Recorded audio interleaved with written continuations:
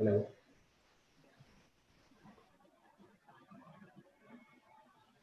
Right.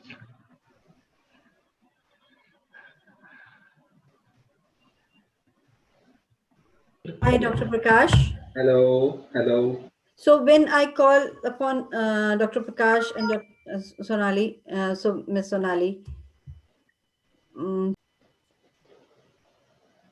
No, I think you just call the name. Now I think it may be difficult for you. You just No, I have there. Okay. If you have details, go Yeah, ahead. I would only say head of the department, professor and head of the department, SRMC. Fine. And Sonal is professor and assistant professor is in Bharati Vidyapeeth. Should be good.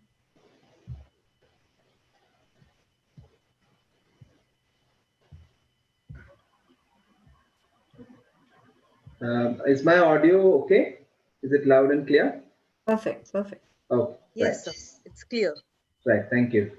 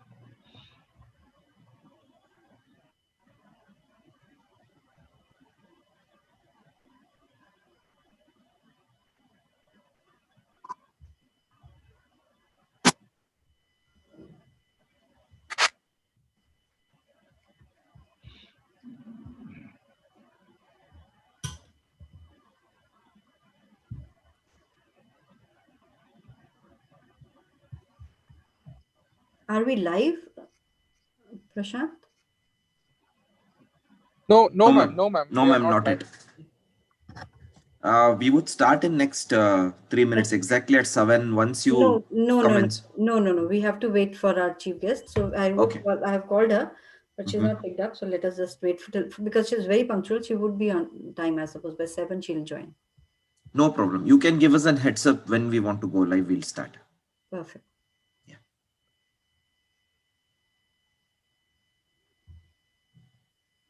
Is my video and audio on? Everything is okay? Yeah, everything is okay, Sneha. Okay, thank you. Everything is okay.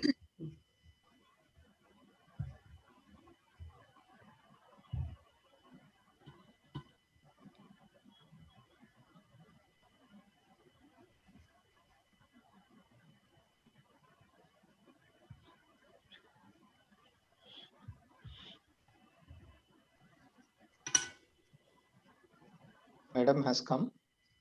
She has joined. कल सुधा एका वेबिनारला बसते आता. Namaskar, sir, ma'am.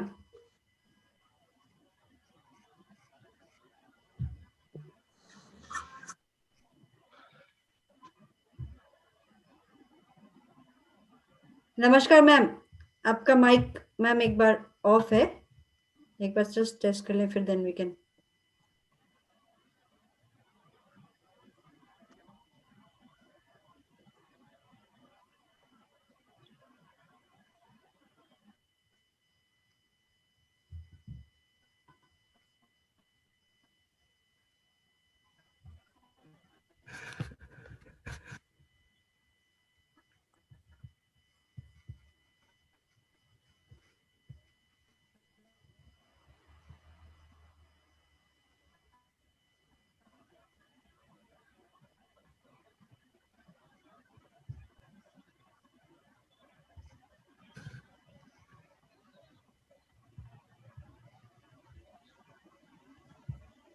नमस्कार ma'am,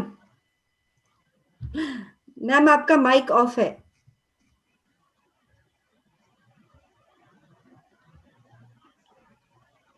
मैंने ये of करके रखा था. मैम हमारे साथ अभी सब लोग हैं यहाँ पे और अभी थोड़ी देर है ना. नहीं सर, बस मैम आपका वेट कर रहे थे. We will start in I think 1 minute. 1 minute. Namaskar, madam. This is Krishna here. मैं माइक तो ऑफ करके रखती हूँ अभी तो. Yes, ma'am. Yes, ma'am. Okay. Right. आवाज तो ठीक है सब. Perfect. Thank you.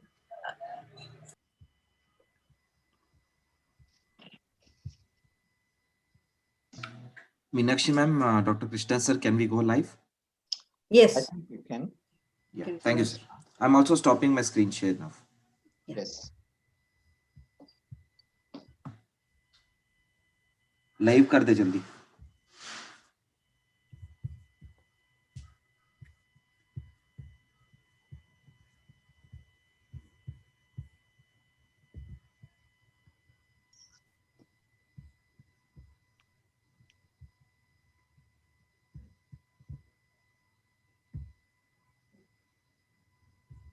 We are live now.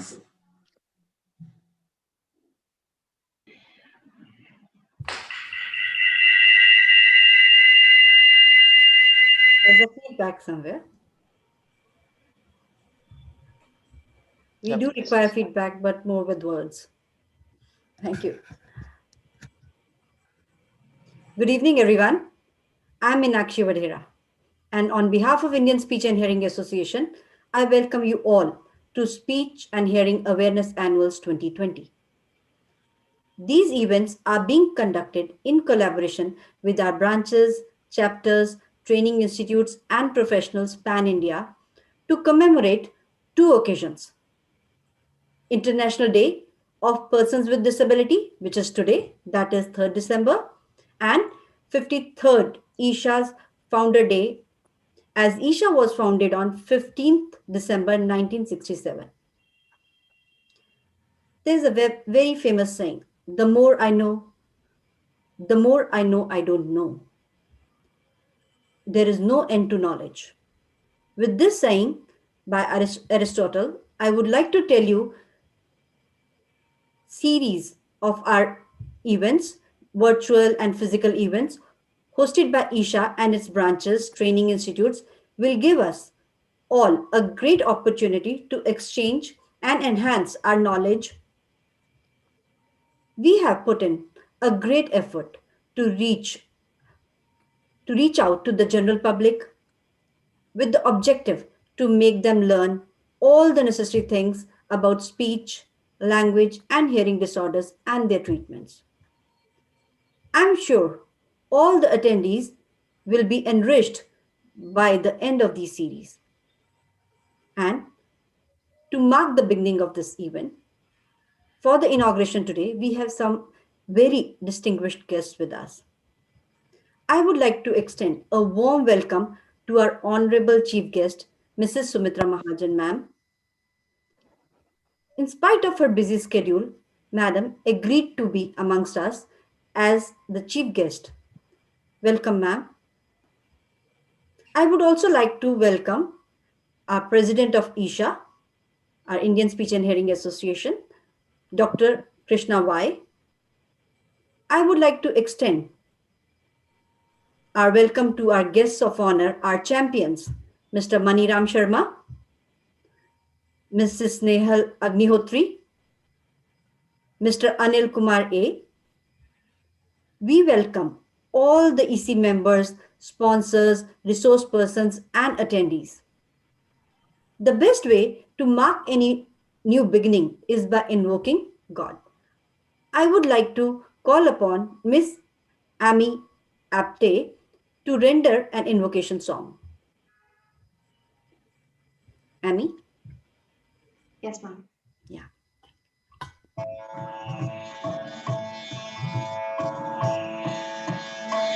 सुखदाता श्रवण के शंकर सुखदाता श्रवण के शंकर दिगंबर त्र्यंबकेश त्रिपुर हरता तू ही त्रिभुवन के शंकर सुखदाता श्रवण के शंकर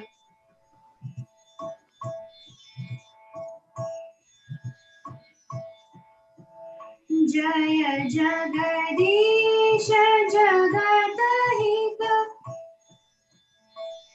जय जगदीश जगदहित गरन कंठ धरत भावराग ओंकार रूप सुर सुर के शिव हर सदा द्वैत परता सुखदाता सबन के शंकर सुखदाता सुखदाता सुखदाता सबन के Shankar. Thank you so much, Miss Amy. Now, I request Dr. Krishna to say a few words and enlighten us about the event. Sir. Yeah, thank you, Ms. Meenakshi. Let me start share the screen. Okay. At the outset, my pranams to the chief guest, Honorable Chief Guest, Srimati Sumitra Mahajanji. Thank you, ma'am, for your presence and participating in this event. Your presence gives a great support for us in doing our activities. I further extend my welcome to our guest of honors, Mr. Anil Kumar and Mr. Maniram, who have been benefited with the services of audiologists and speech language pathologists at various stages of their life and have consented to share their experiences with us and being as a champions in speech and language and hearing. Thank you. Welcome you all on behalf of the EC and entire our team. We welcome you. Now, communication is a very complex phenomenon. Today, as a social being, we are able to express each other so well because of this communication. Now, communication, when we talk about it, consists of language, speech, and hearing. In literature, it's good to look at the literature, especially our Indian literature. There has been a lot of effort put in this aspect of it. Few of the works done by Panini, where he has extensively given the grammatical structures, the language part of it. Bharata Muni, who through Natyasastra has talked about the various forms of expressions, which is again an important one in our communications. Now, this communication, as we understood with the development of the medical field, is not a simple phenomenon. It's a very complex. It involves a speaker and a listener. A speaker should have a normal articulatory system, hearing system, and the brain system, neural system.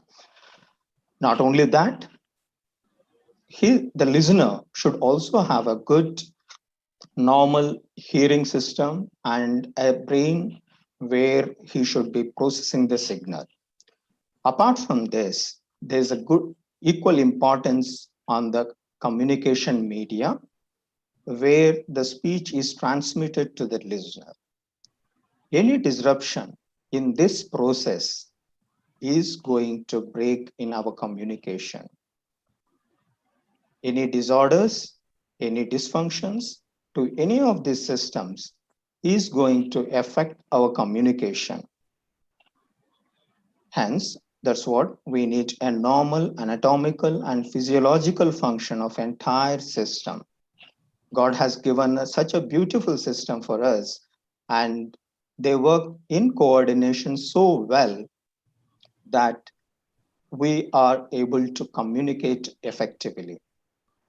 Now, This multisensory input, from various coordinated systems, if we have to understand their approach, we have to understand about any kind of a condition, we need to have a multidisciplinary system. You need to work closely with the team of various professionals, medical and healthcare professionals, who will be able to understand which part of the system have a problem, and also will help in management of the conditions. There were the days where it was a physician-centric approach, where you had one physician and they said, okay, you go ahead with this. This is kind of a treatment for you. It used to be fine. Now the approach has been changed to the patient-centric, and even the patients are aware of quite good number of their own problems, thanks to the media, which is able to give that information. As the technology has developed, the medical field has developed, we are able to identify the milestones, the disease progress or the disorder's progress over a period of time. And hence, in most of the fields, the early identification, early intervention, and early management have been mantras. We always talk about early identification so that the sooner you are able to identify a condition, seek a professional help, and start intervening and managing the condition, your quality of life is going to be better. Similarly, in the area of speech and hearing, the technology has developed so much that a baby's hearing, a newborn's baby's hearing can be tested within 24 hours of time. Likewise, various speech disorders, voice disorders, we have a technology that will help us in identifying the conditions at a very early stages and help in management. Doing that will help in better and improving the quality of life. Now, when we talk about the speech and hearing or the profession of audiology, it has evolved over a period of time. It all started somewhere way back in World War II, when there were many cases with various kind of conditions which have been because of the war. And since then, the field has developed enormously. There were days where there was only a role of assistant, where it was just evolved only to do the evaluation part of it and give the information to the physician. Right now, it's evolved a full-blown healthcare professional. Now, these healthcare professionals are able to do range of diagnostic evaluations to identify and assess the exact problem, and also do an effective management to improve the quality of life. So just to know who is an audiologist. Audiologist is a healthcare professional who can identify, assess, manage disorders of hearing and balance in all age groups, while speech language pathologist is a healthcare professional who work with people of all ages in identification, assessment, and management of many types of communication, such as speech, sound disorders, voice, language fluency, and swallowing problems. Just to give a mention of about the association, Indian Speech and Language and Hearing Association was registered under the Mysore Societies Act in 1960, December 15th, 1967, with the aim to promote and foster the profession in all its dimensions and to protect the rights of the professionals as well as the afflicted population for whom the profession serves. To achieve our aim and objectives of the association, we have been conducting awareness camps, awareness sessions each year, quite some time. This year, we have taken a new step of reaching the masses through this digital media. In India, a qualified audiologist and speech language pathologist is one who has done a minimum of a graduate degree from a recognized training institute and registered with Rehabilitation Council of India. To know further about the profession, the training institutes, the scope of practice, I would recommend you to visit our website or the rehab website given here. It recollects to me, to look upon this quote given by late APJ Abdul Kalam, where he says, when learning is purposeful, creativity blossoms. When creativity blossoms, thinking emanates. When thinking emanates, knowledge is fully lit. When knowledge is lit, economy flourishes. There's a lot of relevance here. And the purpose of these awareness annuals that we are conducting, we wanted this learning to be a purposeful, wherein there is a possibility of a creativity among the healthcare professionals and all other stakeholders to come out with a better solutions to the afflicted populations or to the persons with a disabled one. With the knowledge that we are going to acquire, with the services that we are going to render, can help these persons with disability to be as a normal individuals in our society and contribute to the economy and contribute to their entire society and quality of life of theirs also. Before I conclude, I would like to thank the entire team who was behind here. It's not possible with one or two people. The members of the association, the professionals, the support professionals, all have contributed in their various ways in making this event.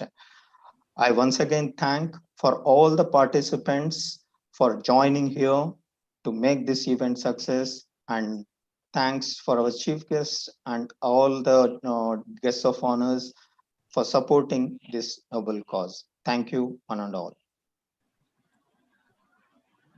Thank you, sir. Thank you for such enlightening words.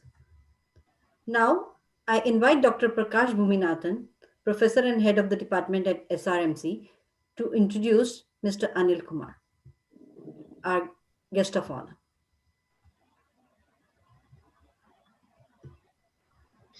Vanakkam. I have great pleasure in introducing our first guest of honor, Mr. A. Anil Kumar. Mr. Anil Kumar graduated from the famous Guindy Engineering College in 1985 with a degree in mechanical engineering, and later went on to Indian Institute of Management, Ahmedabad, to complete his MBA in 1989. He started working as a senior director with CRISIL Limited, India's leading credit rating agency, until 2007, and started his training and consulting service, Xenomic Management Consultant, since 2007. He speaks Tamil, Hindi, Malayalam, and English. He's passionate about cricket, tennis, and enjoys world touring.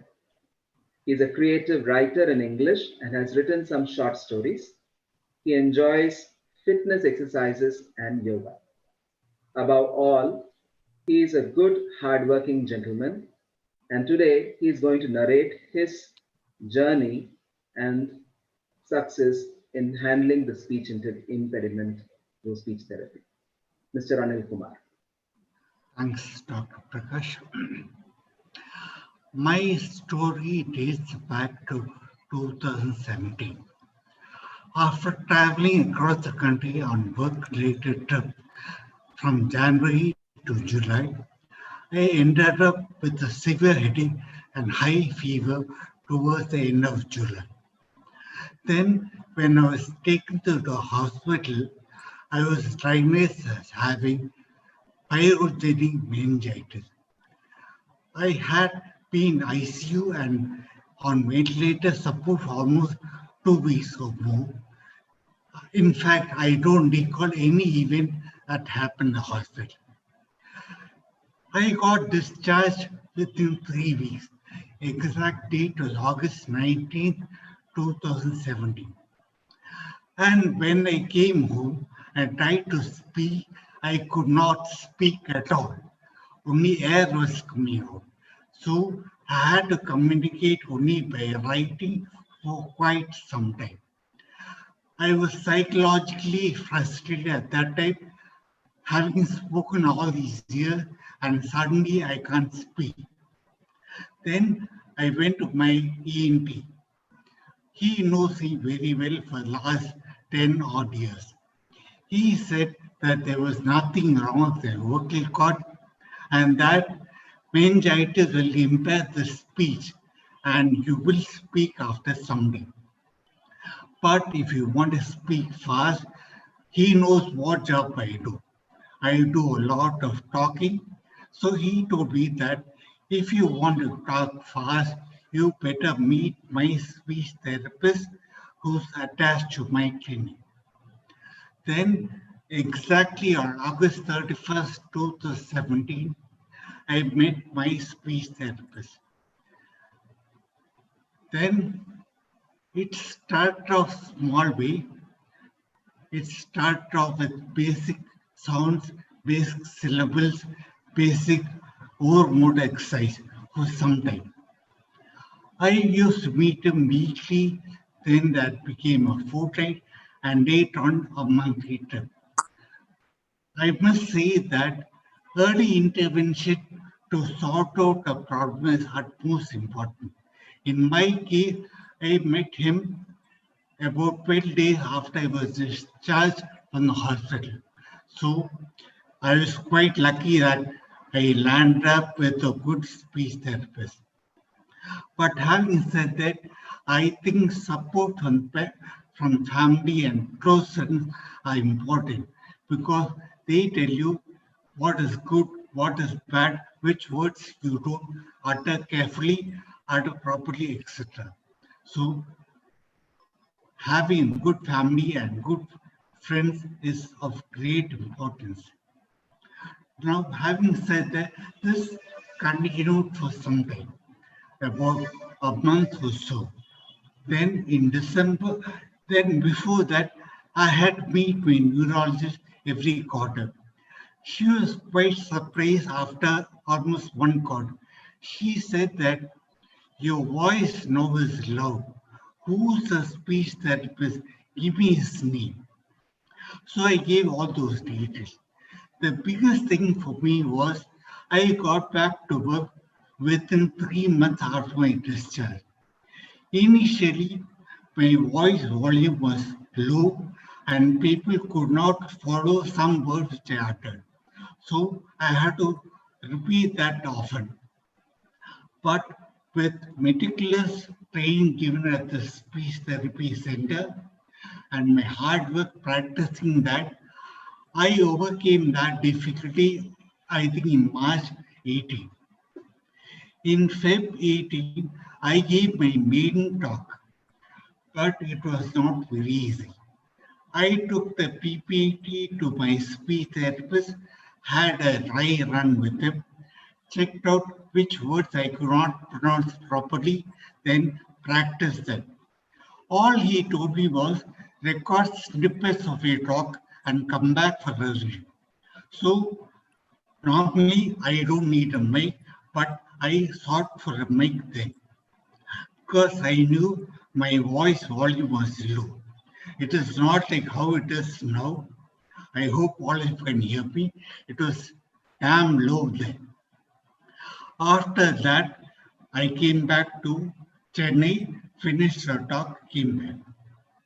Then the weekly visit became fortnight visit, then fortnightly became monthly. Having transformed from word exercise to syllables, single words, we moved on to passages. Short passages which is stress on some syllables, some alphabets.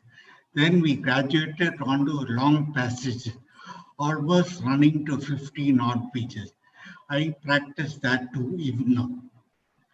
Then after that, in Jan 19, the speech therapist said, now I have nothing more to tell you, just keep talking, don't come to me anymore.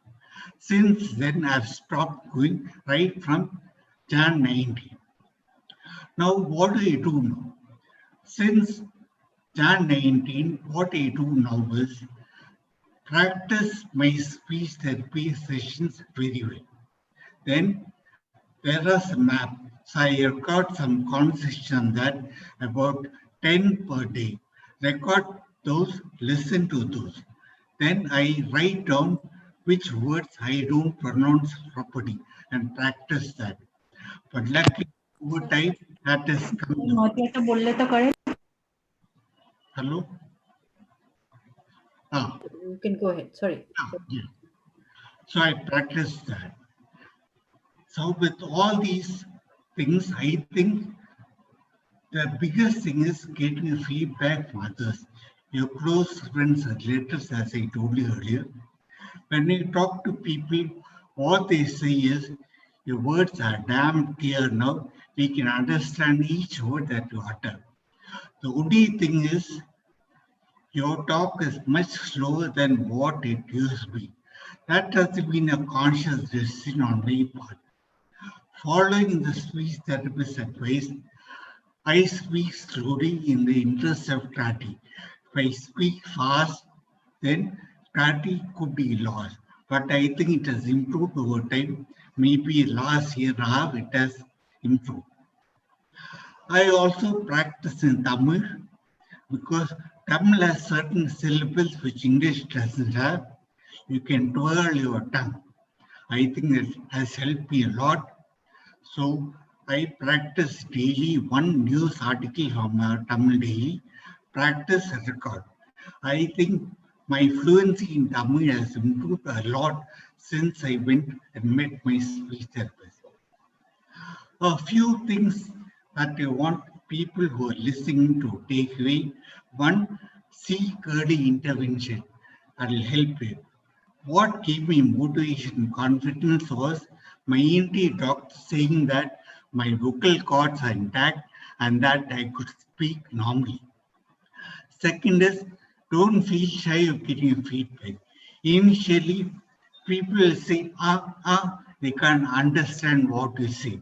But over time, believe me, you will get confidence in your own ability of speaking right. The third thing is, get motivated to the extent that you can. I know it is difficult to get motivated under such circumstances. I went through that. I had periods of depression, but then after the first training that I gave in February 18, I got my confidence back. So I think motivation is self-driven. You have to get yourself motivated somehow. The fourth thing is, nothing ever comes on a platter. You have to work hard. Don't just pay the fees, go meet the speech therapist and come back. You have to come back, work hard. I think that helped me a lot. In fact, my speech therapist used to say that I'm a fighter. I'm a fighter only because my ENT doctor told me nothing is wrong with my vocal cords and I can speak normally as before. So I think these four takeaways are most important. Lastly, I think you have to be a fighter. You can achieve it if you have the right attitude. You have to work hard. Don't just go and come back, close the book and go back again. You have to work hard, and believe me, it will pay rest dividend. In fact, I have taken feedback from my clients. They say that you are as normal as you were before. See, beginning, I have to thank them because nobody will seek my employment in their outfit given my speech. But right from December 70, every day, I have told my doctor, every day I have been made to talk. I think that helped me a lot in my struggle towards speaking normally. I thank my speech therapist. In fact, I told him that every day goes thanking him.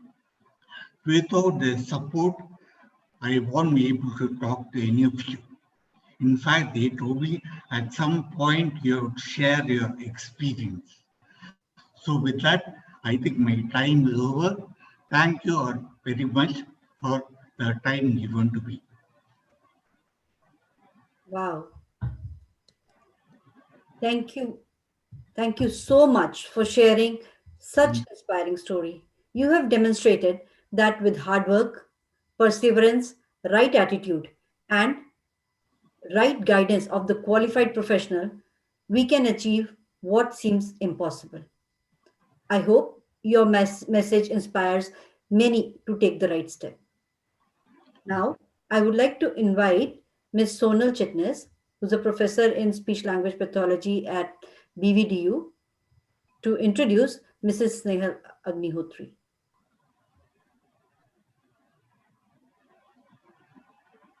Good evening, all. We have a pleasure to call upon Dr. Snehal Agnihotri. She's a true scientist, environmentalist, educationist, a very dynamic lady, and we have a pleasure of having her today as a chief guest of honor with us. And she's a true speech and hearing champion, cognitive communication champion, I would call her. Madam Agnihotri ma'am has been representing NAC team as a national level assessor. She has guided several PhD students in microbiology. She has many national and international level achievements and researches to her credit. She involves herself in social charity and the veterinary work, and she tries to help humanity. She's a brain health and TBI advocate. I welcome you, ma'am. Thank you for accepting our invite today. May I ask you to please say a few words and your journey with us? Snehal, ma'am? Snehal, you have to unmute your mic, please. Snehal, Could you please unmute? Yeah, that's done. Thank you. Good evening, all. It gives me a great pleasure to be here amongst you all and celebrate Nobel Awareness Program of Speech and Hearing ISHA 2020. Thank you so much, ISHA and organizers for this opportunity. I support ISHA Speech and Hearing Awareness 2020. I'm a doctorate and I was heading an education institute having 6,000 students and 200 staff members. I was a Senate member, peer act, and I was part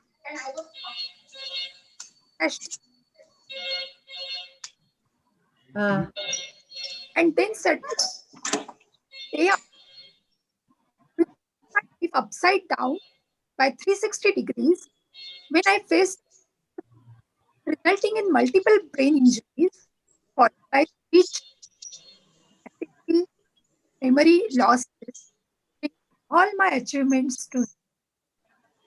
However, I feel privileged and truly pleased that today I am able to attain and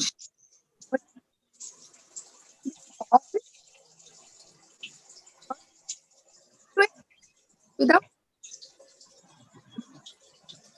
speech or read, write, and present in Hindi and English with no difficulty, which was not the same after my brain injury a year back. I can tell you that post severe head injury is almost my new life, a new birth. It is hard back to near normal life. And I really appreciate my speech pathologist who helped me in my journey of gaining memory, speech, language, communication, and life. In India, we have such huge bilingual population and high prevalence of brain injury, be it of stroke, TBI, dementia, or others, and a very few are lucky to receive timely and adequate neuro rehabilitation. If they receive the same in time, they all can do much. So let us spread awareness on early identification and rehabilitation of speech, language, memory, communication, hearing, and brain health. All the Isha, Jai Hind. Thank you, Sneha. Thank you so much. I know it must have been a very hard journey. And, you rightly said, timely rehab can make such a huge difference. So, timely intervention, early intervention is what is the key, and the right guidance of the right professional. Thank you once again. Now, it's my honor to introduce Mr. Maniam Sharma. Can I have the slide, please?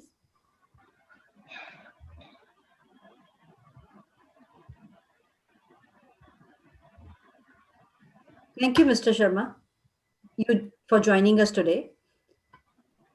Mr. Maniam Sharma is an IAS officer by profession. He is our hearing champion, we would say. He has worked as, he's had a very difficult struggle during this journey. He worked as SDM, ADM, DC, NDM, and now, presently, he's a director and special secretary, Department of Scenic and Earth Scenic Welfare, Government of Haryana, Chandigarh. His mission is to make the infrastructure user friendly for differently abled. He works an n number of social platforms to provide them with employment. I have been a part of a lot of them, and he conducts social events and delivers lectures and provides guidance to people with hearing loss. He's an ardent believer of early detection, early intervention of hearing loss. And in spite of himself being so busy, his hobby is actually teaching young students, motivating them towards the right direction. Mr. Sharma, over to you.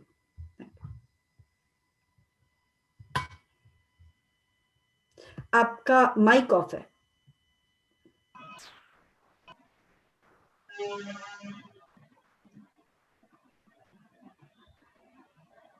नमस्कार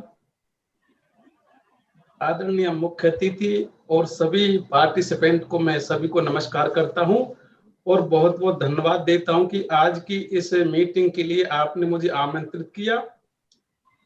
वैसे madam ने मेरा परिचय दिया है, उसमें मैं यह जोड़ना चाहूंगा कि मैं पूरी तरह से बहरा था, बिल्कुल भी नहीं सुन सकता था और मेरे फैमिली में जैसे जेनेटिक्स प्रॉब्लम है। मेरी माँ बहरी थी, मेरी नानी जी बहरी थी, मेरे दोनों बच्चे भी बहरे हैं, मेरी बहनें, मेरे भांजे भांजियां वो भी बहरे हैं, सुनाई नहीं देता बिल्कुल भी। और मेरे गांव में आज भी कोई प्राइमरी स्कूल नहीं है, माता पिता पढ़े लिखे नहीं थे। मैंने पूरी तरह बहरा होने के बावजूद 10वीं और 12वीं में राजस्थान बोर्ड में टॉप 10 मेरिट में आया था। फिर BA honours gold medal, MA, MPhil, PhD, net, slate, JRF मैंने किया और फिर आईएएस को मैंने 3 बार क्लियर किया था। 3 बार मैंने बहुत अच्छी रैंक के साथ पास किया। But that time because no reservation for handicap people in UPSC, so all 3 times मुझे मेडिकली अनफिट मीन्स कि मेडिकली डिस्क्वालिफाइड कर दिया गया था। तो मैं उस वक्त नहीं जानता था कि कोक्लियर इम्प्लांट क्या होता है। 30 जून 2007 को मेरा कोक्लियर इम्प्लांट हुआ and after that with the help of speech therapy मैं बात को सुनने लगा, समझने लगा। उसके बाद से मैं अभी और अलग अलग जिलों में 7 साल तक कलेक्टर डीएम रह चुका हूं और अभी हरियाणा के 2 अलग अलग डिपार्टमेंटों का हेड ऑफ डिपार्टमेंट हूं। अभी चंडीगढ़ में मैं पोस्टेड हूं। तो मेरा अपना यही विश्वास है कि जो भी विशेष रूप से डिसेबल होते हैं वो डिसेबल न होकर के वो स्पेशली एबल होते हैं किसी न किसी फील्ड में। And I am not only single example, बहुत से लोगों को मैं जानता हूं जिन्होंने दूसरों ने जिनको रिजेक्ट किया, उन्होंने बहुत ऊंची ऊंची उपलब्धि हासिल की। तो मैं ये चाहूंगा कि इनको किसी से भी कम नहीं माना जाए। इनको ये जो डिसेबल है, मैं इनको डिसेबल नहीं मानता। डिसेबल हमारा इंफ्रास्ट्रक्चर है, हमारी सोसाइटी है, हमारा एडमिनिस्ट्रेशन है कि हम इनको और काम नहीं ले सकते, इनसे हम इनकी योग्यता का लाभ नहीं उठा सकते। तो ये डिसेबल नहीं है, बल्कि डिसेबल हमें जो सर्विस प्रोवाइडर हैं। तो मैं ये निवेदन करना चाहूंगा, इस सेक्टर में मैंने थोड़ा अपना योगदान भी दिया है और समय चूंकि पूरा हो गया है, तो जो इंटरेस्टेड है वो गूगल पे मेरा नाम सर्च कर सकते हैं मनीराम शर्मा के नाम से, and you will find very very interesting stories. तो मैं यही कहूंगा कि ये cochlear implant is very very successful surgery, very very successful treatment है। Because after this cochlear implant में कलेक्टर हो गया, सीएम साहब से मिलता हूँ, चीफ सेक्रेटरी से मिलता हूँ, उनसे बात करता हूँ, उनके फोन अटेंड करता हूँ, तो मुझे लगता नहीं, मेरे चीफ सेक्रेटरी कहता है कि मनीराम यार यू आर नॉट डेफ, तुम तो मेरे से भी ज्यादा अच्छा सुन लेते हो, मेरे से भी ज्यादा अच्छा बोल लेते हो। तो thank you all of you. Thank you so much, thank you so much. आपने हमें ये बताया कि उम्मीद नहीं छोड़नी चाहिए, हमें प्रयत्न करते रहना चाहिए। जैसे आपने 3 बार आईएएस क्लियर किया, बिकॉज आपको जो चाहिए था कुछ पाने के लिए हमें प्रयत्नशील रहना ही पड़ेगा। Don't lose hope, don't give up, work hard and right intervention, सही से इलाज और सही इलाज इंसान की पूरी दुनिया बदल सकता है। Thank you so much for joining us. And we have a very surprising news today, an exciting surprise. We had approached our Ministry of Social Welfare and Social Justice and Empowerment, and just a few moments back, we got a video message from our Honorable Minister of Social Justice and Empowerment, Government of India, Shri Thawar Chand Gehlot ji. So I would like permission to play this message. Just give me a moment.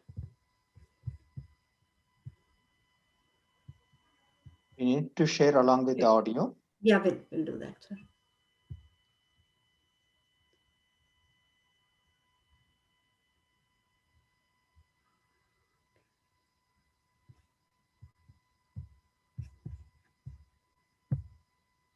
I'm looking for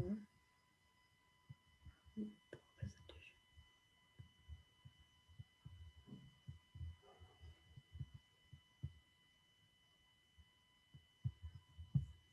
Just give me a minute, sorry.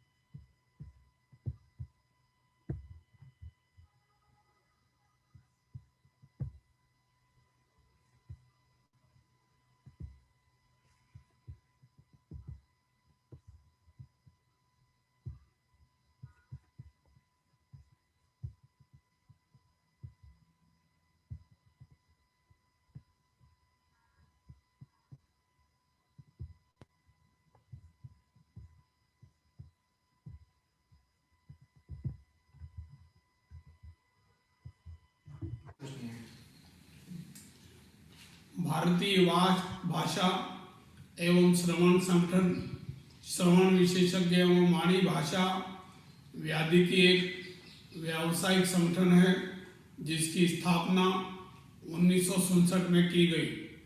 श्रवण एवं वाणी भाषा व्याधि की विशेषज्ञ एक स्वास्थ्य एवं पुनर्वास व्यावसायिक है, जो वाणी, श्रवण एवं भाषा संबंधित विकारों की शीघ्र पहचान, मूल्यांकन, रोकथाम एवं प्रबंधन का काम करते हैं।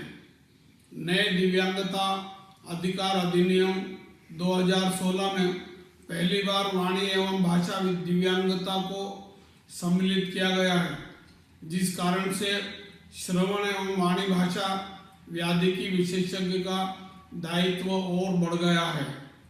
मुझे खुशी है कि विश्व दिव्यांगता दिवस के अवसर पर भारतीय वाणी भाषा एवं श्रवण संगठन दिव्यांगता से संबंधित विभिन्न कार्यक्रमों का आयोजन करने जा रहा है। मैं आशा करता हूं कि इन कार्यक्रमों के माध्यम से हमारे दिव्यांग भाई बहनों एवं उनके अभिभावकों को श्रवण एवं वाणी भाषा, दिव्यांगता के शीघ्र पहचान, मूल्यांकन, रोकथाम, प्रबंधन एवं पुनर्वास के बारे में सही जानकारी मिल पाएगी। हमारे दिव्यांगजन सशक्तिकरण विभाग के द्वारा अनेक योजनाएं चलाई जा रही है, जिसका लाभ दिव्यांगजनों को मिल रहा है। आप भली भांति जानते हैं कि हमारे विभाग ने एडिप कॉक्लियर इम्प्लांट योजना के अंतर्गत योग्य श्रवण दिव्यांगजनों को मुफ्त में कॉक्लियर इम्प्लांट की सुविधा दी गई है। वर्तमान में ISHA के माध्यम से हम इस भाषा के विकास के लिए कई कार्यक्रम कर रहे हैं, चाहे वो भारतीय सांकेतिक भाषा के शब्दकोश का विकास हो या इस क्षेत्र में मानव संसाधन का विकास हो। इस भाषा के लिए चलाए जा रहे जागरूकता कार्यक्रम हो। भारतीय सांकेतिक भाषा का शब्दकोश में 10,000 शब्द का संग्रहण हो चुका है। जैसा कि आप जानते हैं, ISHA ने वर्तमान में ही NCERT के साथ एक MOU हस्ताक्षर किया है, जिसके अंतर्गत ISHA के सहयोग से पहली से 12वीं कक्षा तक की पुस्तकों को सांकेतिक भाषा में अनुवाद किया जाएगा। बधिर बालकों की शिक्षा में यह एक ऐतिहासिक कदम है, जिससे बधिर बालकों की शिक्षा को नई दिशा मिलेगी। वर्तमान कोरोना महामारी के दौर में, ऑनलाइन कक्षा के दौर में भी यह अनुवादित सामग्री बड़ी मददगार सिद्ध होगी। इस भाषा के संदर्भ में यही संदेश है कि सांकेतिक भाषा सभी के लिए है, अर्थात ये हम सबकी भाषा है और हम सबको उसकी जागरूकता के लिए कार्य करना चाहिए और ये भाषा सीखनी चाहिए। ये मात्र एक भाषा नहीं है, बल्कि बधिर समुदाय से जुड़ने का एक मार्ग है। हम ISHA के माध्यम से जहां एक और सामान्य सुनने वाले बालकों के लिए इंटरप्रेटर का कोर्स संचालित कर रहे हैं, वहीं बधिर बालकों के लिए सांकेतिक भाषा का शिक्षक बनाने के लिए भी कोर्स संचालित कर रहे हैं। मैं आपसे अनुरोध करता हूं कि हमारे विभाग द्वारा चलाई जा रही योजनाओं के बारे में भी आप आम जनता एवं दिव्यांगजनों को जागरूक करने का प्रयास करें, जिससे हम सब लोगों को सेवाएं प्रदान कर सकें और लोग हमारी योजनाओं का लाभ उठा सकें। अंत में मैं आपके संगठन के सभी सदस्यों को इस प्रयास के लिए पुनः बधाई देता हूं और आशा करता हूं कि आगे भी आप इस तरह के कार्यक्रम करते रहेंगे, जिससे आम जनता को लाभ मिलता रहेगा।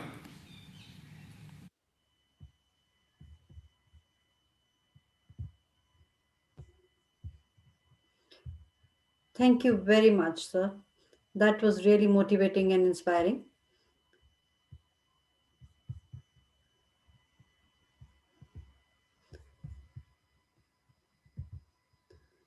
So, if the volume of this message was not clear or anything, we would be posting this message on our website. Please visit our website for his inspirational words.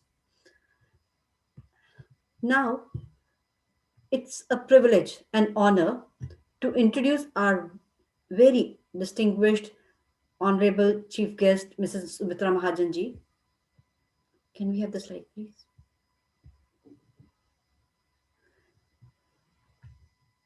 Most people know her as the formidable former Speaker of Lok Sabha, as the only women MP, Member of Parliament, to be elected for 8 consecutive terms, and as a former Minister of Human Resource Development. But few know that people of her constituency affectionately address her as Tai. Our Honorable Prime Minister has gone on record that if there is anybody in his party who can admonish him, it is Thai. Mrs. Mahajan has been inspired by 18th century social reformer Ahilyabai Holkar throughout her life and naturally holds a special interest in women welfare and social reforms. As someone who was also the chairperson of Standing Committee on Social Justice and Empowerment and Rural Development, she understands the problems of disability in Indian context all too well. Mrs. Mahajan is known for her honest public life and also her interest in poetry and theatre. We at ISHA are fortunate that we have the right person to inaugurate this important event and address us today. I would like to request ma'am to say a few words.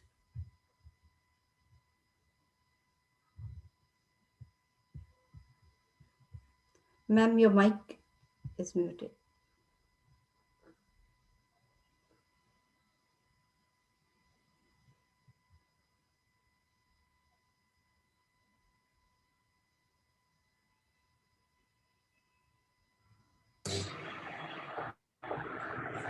Thank you.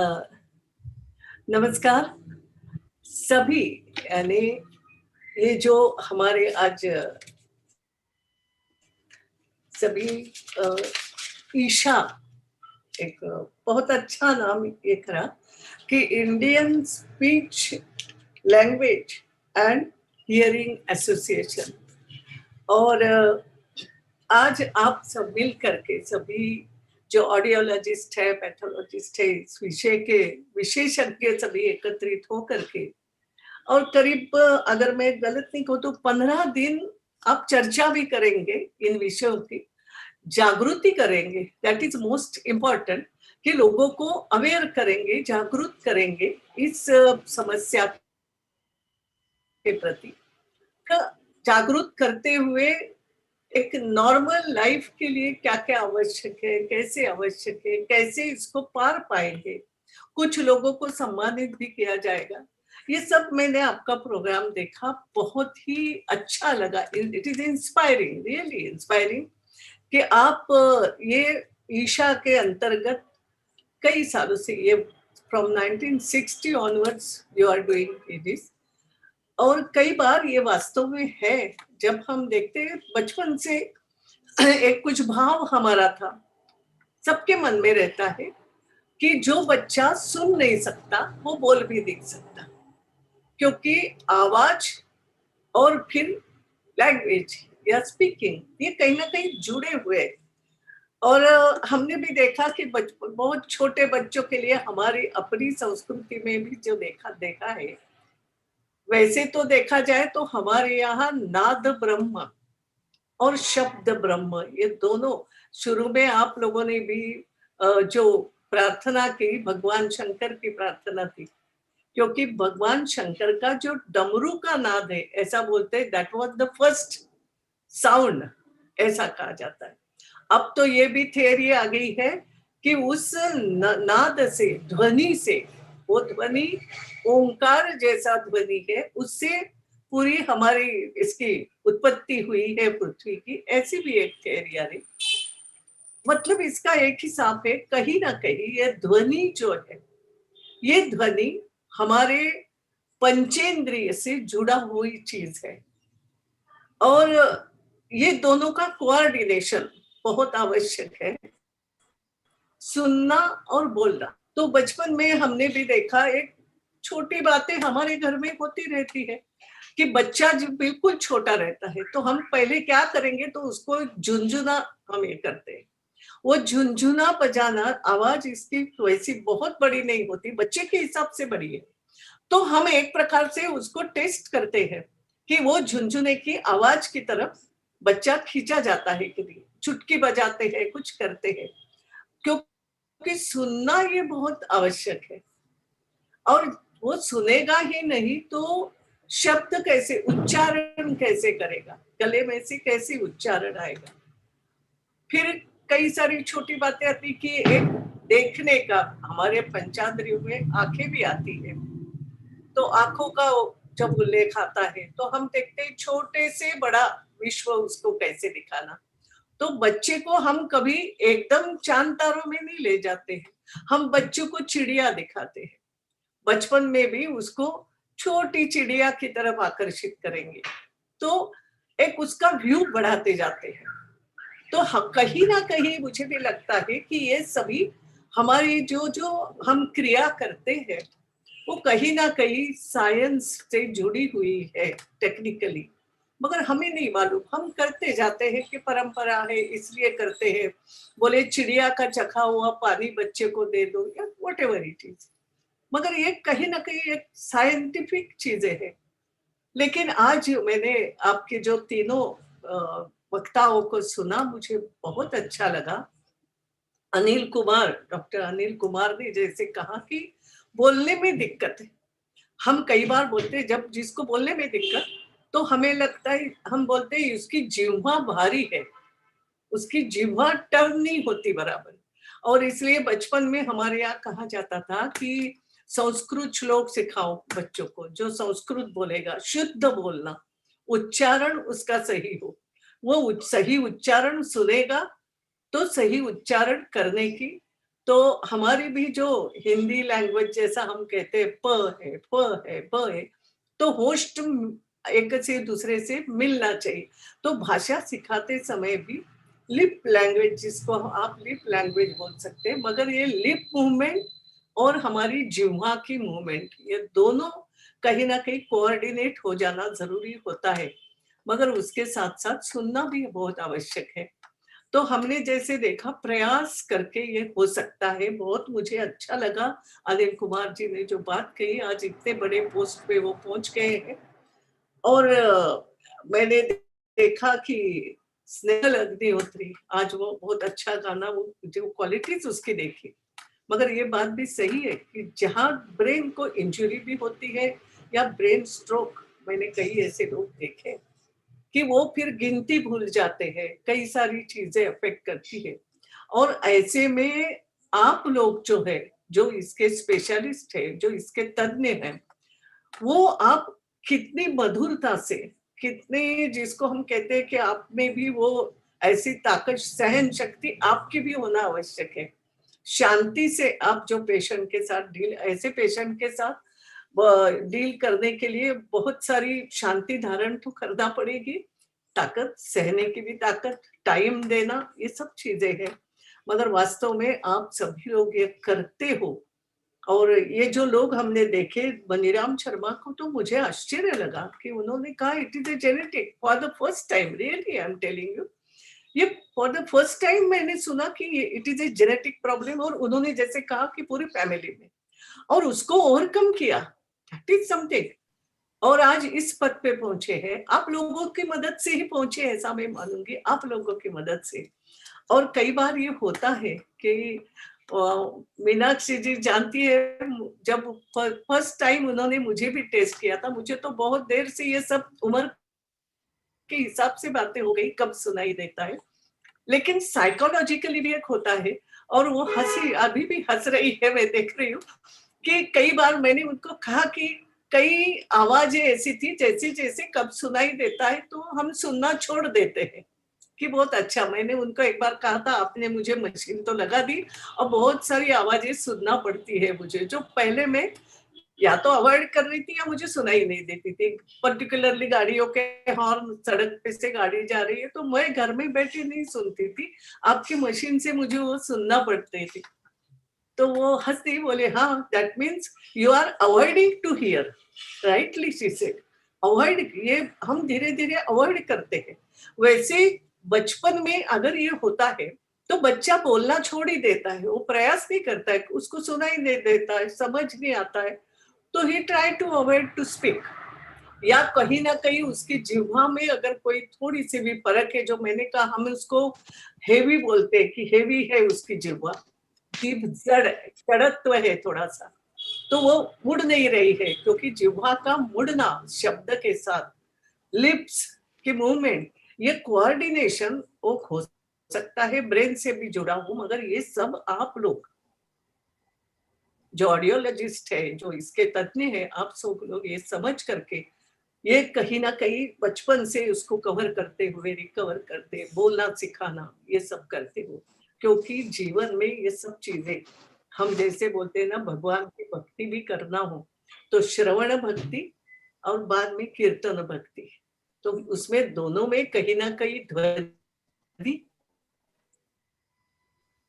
और शब्द ये एक साथ मिलाना, ये आप लोगों का कहीं ना काम है कि उसका संतुलन कैसा जीवन में रहे और मनुष्य प्रगति करे, उसमें वो आत्मविश्वास से दूर नहीं हो जाए। क्योंकि कई बार ये होता है, वो व्यक्ति मिलने से, अभी शायद हमारे 3 स्पीकर में से किसी ने कहा कि ऐसा होता है, वो लोगों से मिलना अवॉइड करते हैं, वो बोलना अवॉइड, और कई लोगों को ऐसा एक रहता है। मैंने ऐसे भी कई बड़े लोग देखे हैं कि उम्र के 3 साल तक, 4 साल तक बोलते ही नहीं थे, और बाद में तो इतने बड़े बन गए। तो कहीं ना कहीं डॉक्टर की सहायता जो समय पे मिली, आपका ये कार्यक्रम अब जो 15 दिन तक आप चलाओगे, बहुत बहुत ही अच्छी बात, एक अवेयरनेस आ जाता है कि यस यू कैन ओवरकम। मेरा कहना है ये सुनने के बाद इस प्रकार की आपकी चर्चा, एक आत्मविश्वास सब लोगों में आ जाएगा, माता पिता में आ जाएगा कि नहीं, मेरे बच्चे में अगर लग रहा है मुझे कुछ कमी, तो नहीं, वी कैन ओवरकम इट। मेरा बेटा उससे बाहर आ जाएगा, बेटा हो या बेटी हो, मेरे बच्चे बाहर आएंगे, वो कुछ करना चाहेंगे। और मनीराम जी, आपके इसमें तो मैं कहूंगी बहुत कॉन्फिडेंस आएगा ऐसे बातें जब सामने आती है कि यस, मेरा भी बेटा, मेरी भी बेटी, शी कैन डू इट। ये जो भाव, आत्मविश्वास आप दे रहे हो, तो बहुत बड़ा काम आप लोग कर रहे हो, और बहुत धन्यवाद देती हूँ। पहले तो मैं मना कर रही थी मीनाक्षी जी को कि कहाँ मुझे फंसा रही, बहुत वेबिनार करना पड़ रहे हैं और मैं क्या बोलूंगी, लेकिन जब आज मैंने सुना, मैंने समझा बातों को, मैं सोच रही थी, तो मैंने कहा ये बहुत बड़ा काम, जो मैंने कहा ध्वनि और शब्द, ध्वनि ये भी एक कहीं ना कहीं नाद ब्रह्म, तो नाद ब्रह्म और शब्द ब्रह्म, ये दोनों एक रूप होना बहुत आवश्यक है, मनुष्य के केवल विकास के लिए नहीं, एक पूरे विश्व की शांति के लिए भी है, विश्व के विकास के लिए है, ये बहुत आवश्यक। तो ये नाद ब्रह्म और शब्द ब्रह्म दोनों को जोड़ के आप जो एक मनुष्यत्व के विकास के दृष्टि से आप सब लोग जो प्रयत्न करें, मैं बहुत बहुत बधाई देती हूँ। मेरा विश्वास है कि अभी 15 दिन तक आपका इस प्रकार ये कार्यक्रम चलता रहेगा। जो बीच बीच में कहीं मुझे समय मिला तो मैं सुनना भी चाहूंगी, क्योंकि आज तीनों की बातें सुन के मैं खुद बहुत इंस्पायर हो गई, मुझे बहुत अच्छा लगा है ये, तो मैं चाहूंगी कि सुनना प्रयास करूंगी। मगर आज मैं आप सब लोगों को धन्यवाद भी देती हूँ, बहुत बड़ा काम आप लोग कर रहे हैं, और इसमें से आपको नई नई बातें सीखना भी मिलेगी कि yes how it can be. ये भी होता है, हमें आगे तो जाना है, पुरानी बातें साथ में लेते हुए नई नई चीजें आगे सीखना है, टेक्नोलॉजी सीखना है। ये कहीं ना कहीं अब आप बाहर के विदेशियों से भी जो चर्चा करेंगे उसमें भी कई सारी बातें आ सकती है। तो पूरे आपके इस कार्यक्रम के लिए मैं बहुत बधाई देती हूँ। मेरा विश्वास है 15 दिन तक बहुत अच्छे से आपकी चर्चा, और उसमें से एक कोई अच्छे निष्कर्ष भी आ जाएंगे, जो अवेयरनेस आप चाहते हैं, पर्टिकुलरली जो अवेयरनेस है, ये अवेयरनेस में भी कहीं ना कहीं एक प्रगति जरूर हो जाएगी। बहुत बहुत शुभकामनाएं। Thank you ma'am, thank you so much. आपने कितने अच्छे तरीके से हमारी ट्रेडिशनल चीज़ों को हमारी साइंस से जोड़ा, एंड आपके इतने इंस्पायरिंग वर्ड से आई एम वेरी श्योर कि हमें अपना मैसेज स्प्रेड करने में बहुत आसानी रहेगी, लोग हमसे जुड़ेंगे और उनको ये जागरूकता आपने बताया कि जागरूक होना कितना जरूरी है। Thank you so much ma'am. And now I would like to request Chairperson of Public Relation and Licensing Committee, Mr. Jwara Naika, to give a vote of thanks.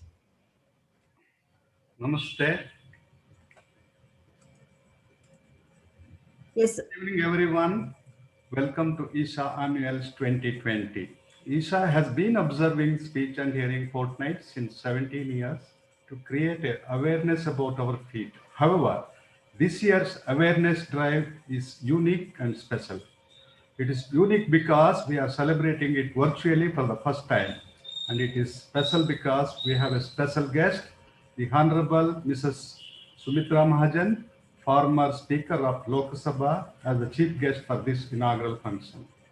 As our chief guest rightly suggested, ISHA will continue to create greater public awareness so that every child and adult with a speech or hearing disability gets timely help. On behalf of ISHA, I wholeheartedly thank Mrs. Mahajan for inaugurating our awareness campaign. Thank you once again, Madam, for gracing the occasion and for your very inspiring words. I also thank Mr. Gehlot, Minister of Justice, for his encouraging message. I take this opportunity to thank our distinguished guests, champions of speech, language and hearing, Mrs. Snehal Agnihotri, Mr. Anil Kumar, Mr. Maniam Sharma for sharing their success stories. I also convey my heartfelt thanks to our beloved President, Dr. Krishna, organizing team, the EC of ISHA, all the participants, students, and sponsors for making this event unique and memorable. Thank you. Thank you all.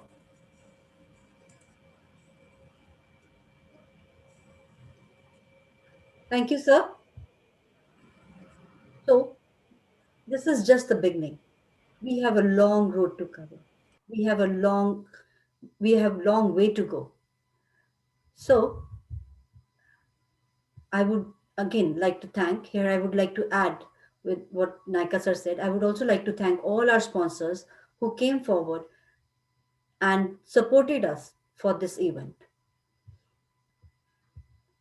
Now, we would like to go to our next session of today's evening. So, as I said, the evening has just begun. And with such inspiring words, I'm sure all of you are motivated to go further. Next slide, please. Prashant, can we have the slide, please? Next.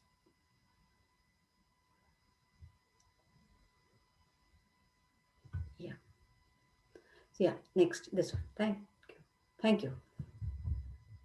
Today, we have yet another exciting topic to cover. We are going to be talking about economics of communication disability. So we have a panel of very eminent speakers, experts of this field.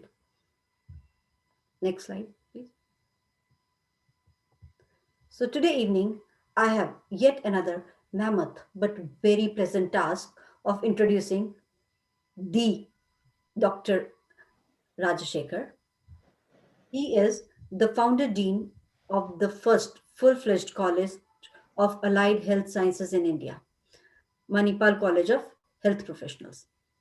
He is the longest serving dean of Manipal Academy of Higher Education. After stepping down as the dean, he is currently professor in the Department of Speech and Hearing and advisor for Allied Health Sciences program of the university. He is the recipient of 5 international fellowships. He is the first Indian speech pathologist to be trained in the TEP prosthetic mode of voice restoration for laryngectomies in US. Besides Dr. Inauguration Award, he is the recipient of Outstanding Contribution in the Asia Pacific region. He has served as the president of our ISHA, Indian Speech and Hearing Association, for 2 consecutive terms. He is associated with RCI as inspector and member of the expert committee. He has over 120 publications in peer-reviewed and indexed journals. I would like to also tell you that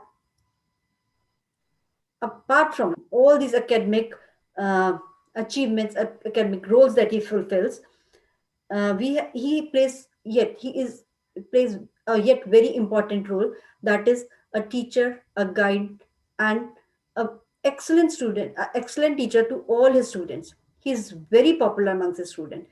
He is really approachable, and students love to interact with him.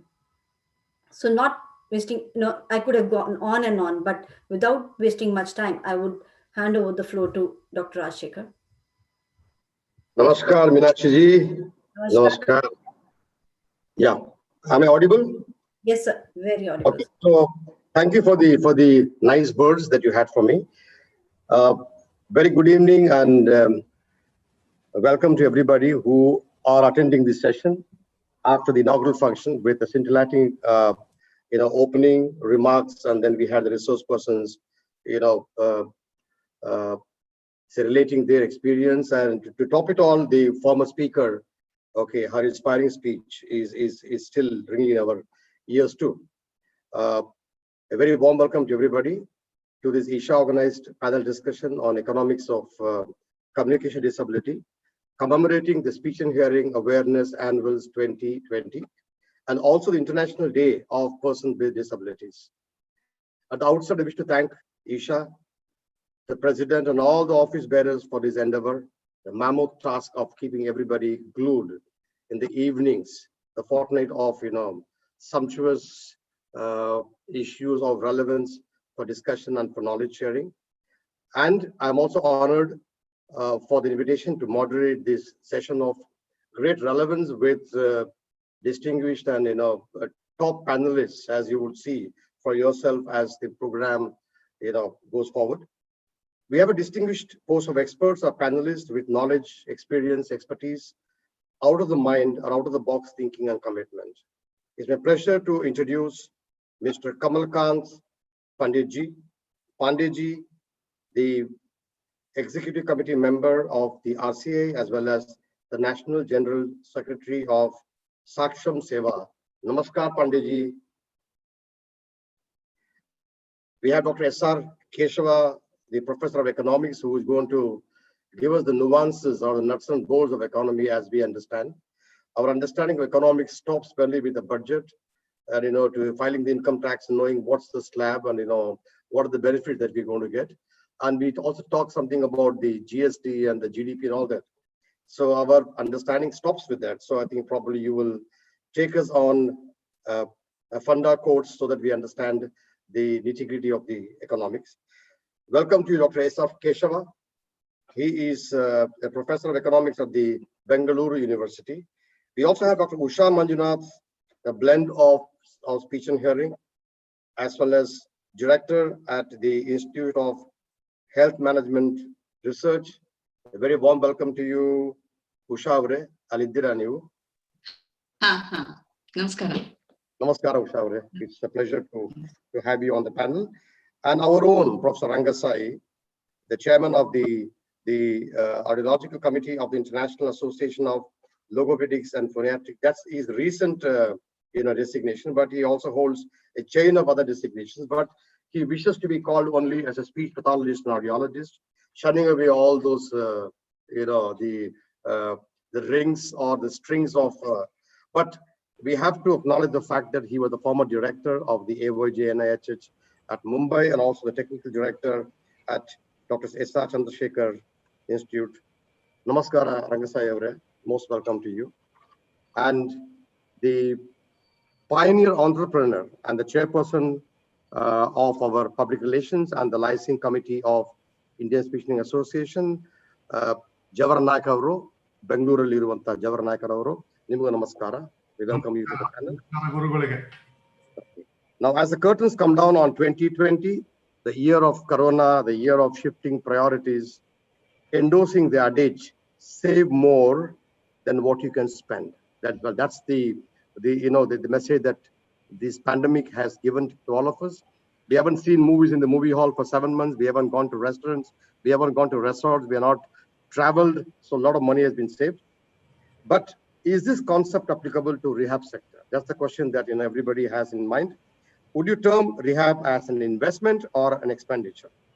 This has been a raging topic of debate for over a decade, and I recollect my undergrad days in 1970s. I think Professor Rangasai will also share with me.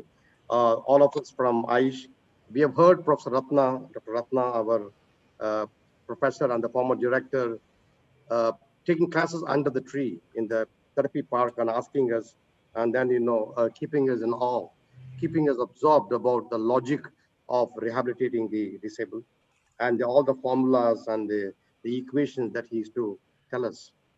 So that brings us to the theme of the panel discussion on economics of communication disability. The flow chart of this panel, as I have envisaged, will be to understand the nitty-gritties of economics in general and specific to the disabled, then having an overview of the speech and hearing disability and its implications on the quality of life and economy, the micro and macroeconomic aspects, factors affecting, influencing the rehab economics, the initiatives from our side, I mean the professionals, in trying to alleviate or trying to overcome the hiccups that we already faced, then socioeconomic benefits of rehabilitation, the government policies and the role of NGOs, and the way forward. Now, to begin with, let's understand the fundamentals of the word economics and its relevance in general and specific to disability. I invite Professor Keshava to apprise us about the generality of this term economics. What is the economic burden of disability or communication disability as you understand as an economist? I think that will set the ball rolling for the other aspects that we'll be taking it up one by one. Dr. Keshava.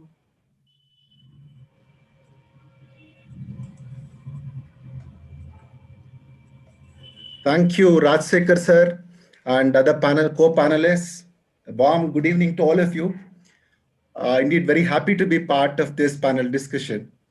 Basically, without wasting much of the time, economic studies, when we speak of economics, analysis of disability, it tries to understand how economic and other incentive motives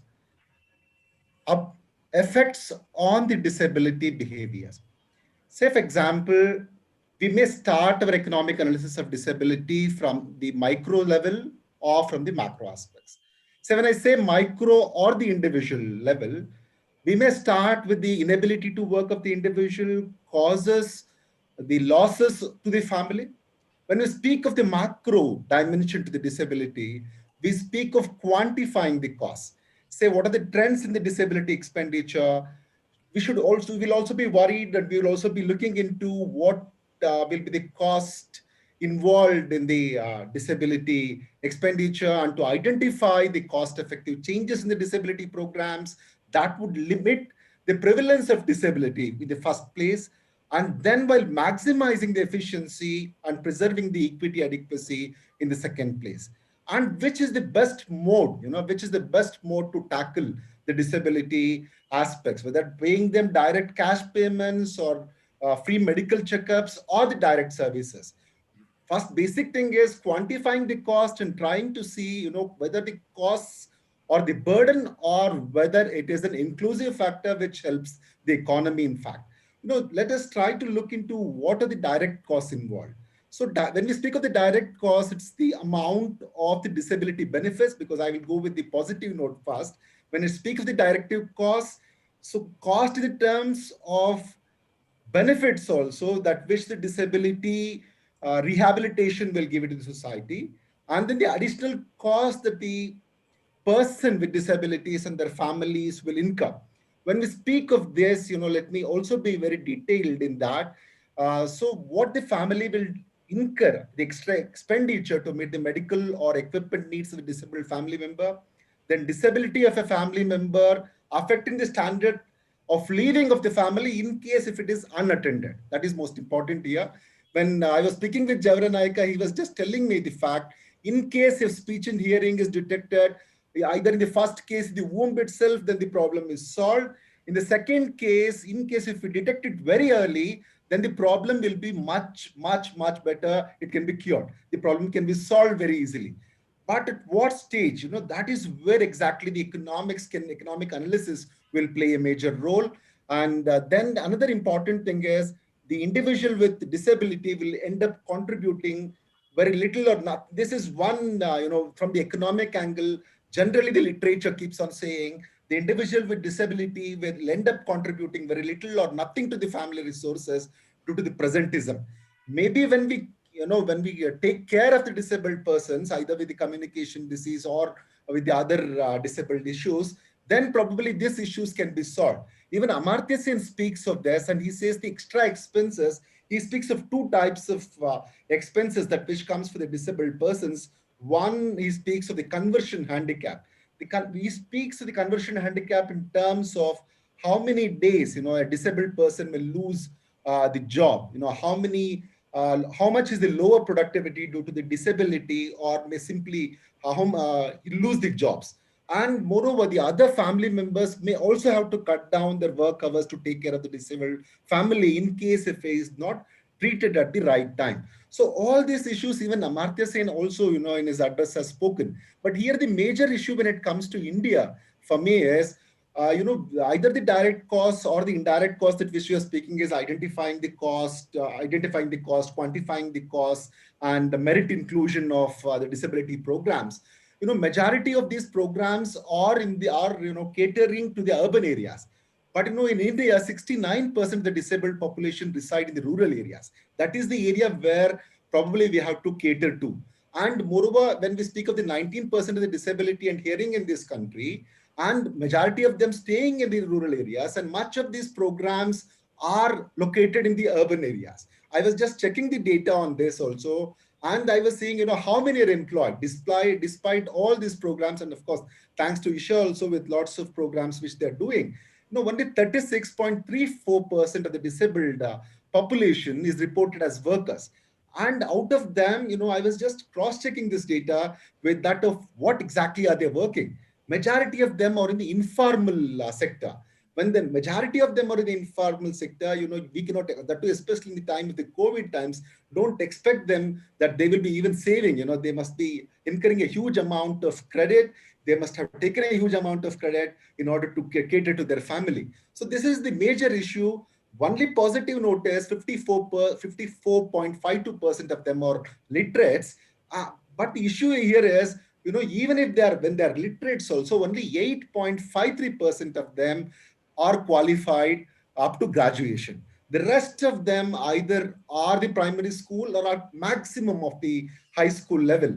So what exactly happens is the cost, the burden, the economic burden of the disability increases when they don't have the access to education. That is the major issue. If at all, if you can cater to these kinds of issues, then the problem can be solved. Lack of access to education, lack of employment in the organized sector, restricted mobility, then poverty. These are the major issues that which the economic analysis of disability will cover. In case if these, in the larger ambience, if one will take care of this, then the major issues can be definitely sorted out. And another crucial thing is, under the prevailing condition, some people with disabilities have limited access to the labor market, even say the COVID-19 period. And moreover, when I was speaking of this, also 1 out of 2 are literates. It means to say that 50% don't even are excluded from the schooling. So when people with disabilities are excluded from the labor market, there is an obvious impact on the economic outputs.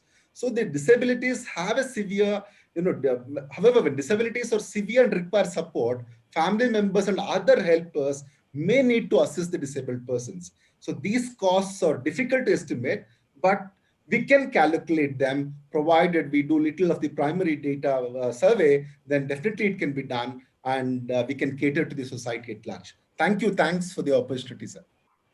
Thank you, Professor Keshava. I think very well articulated. You actually, in fact, you covered, a lot of things, which we thought, that we will take it up with the other panelists too. But anyway, thank you very much.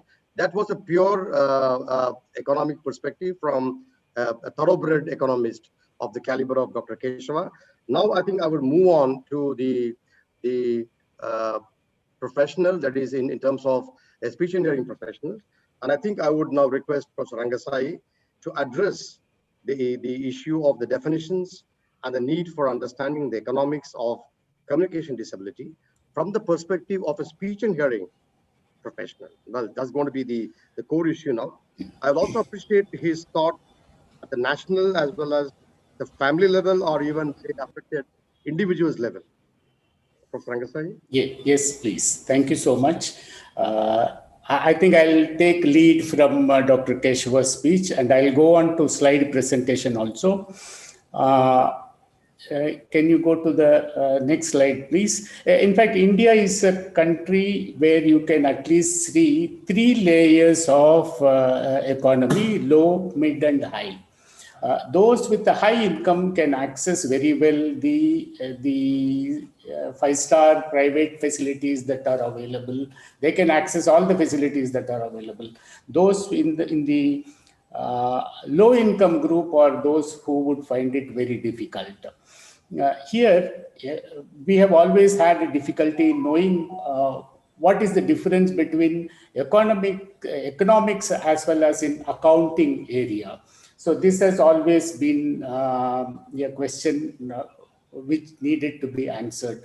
But you will all be knowing the story of hare and tortoise. I'm very happy or very fond of this story, the hare and turtle story.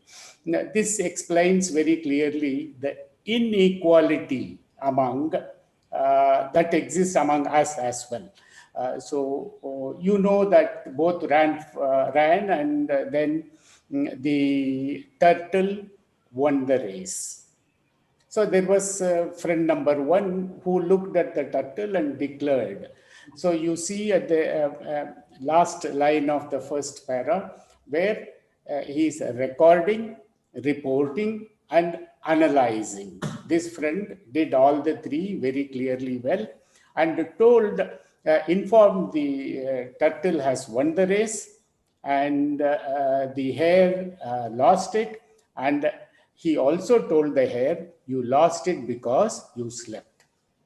So then the hare next day called the turtle for next race.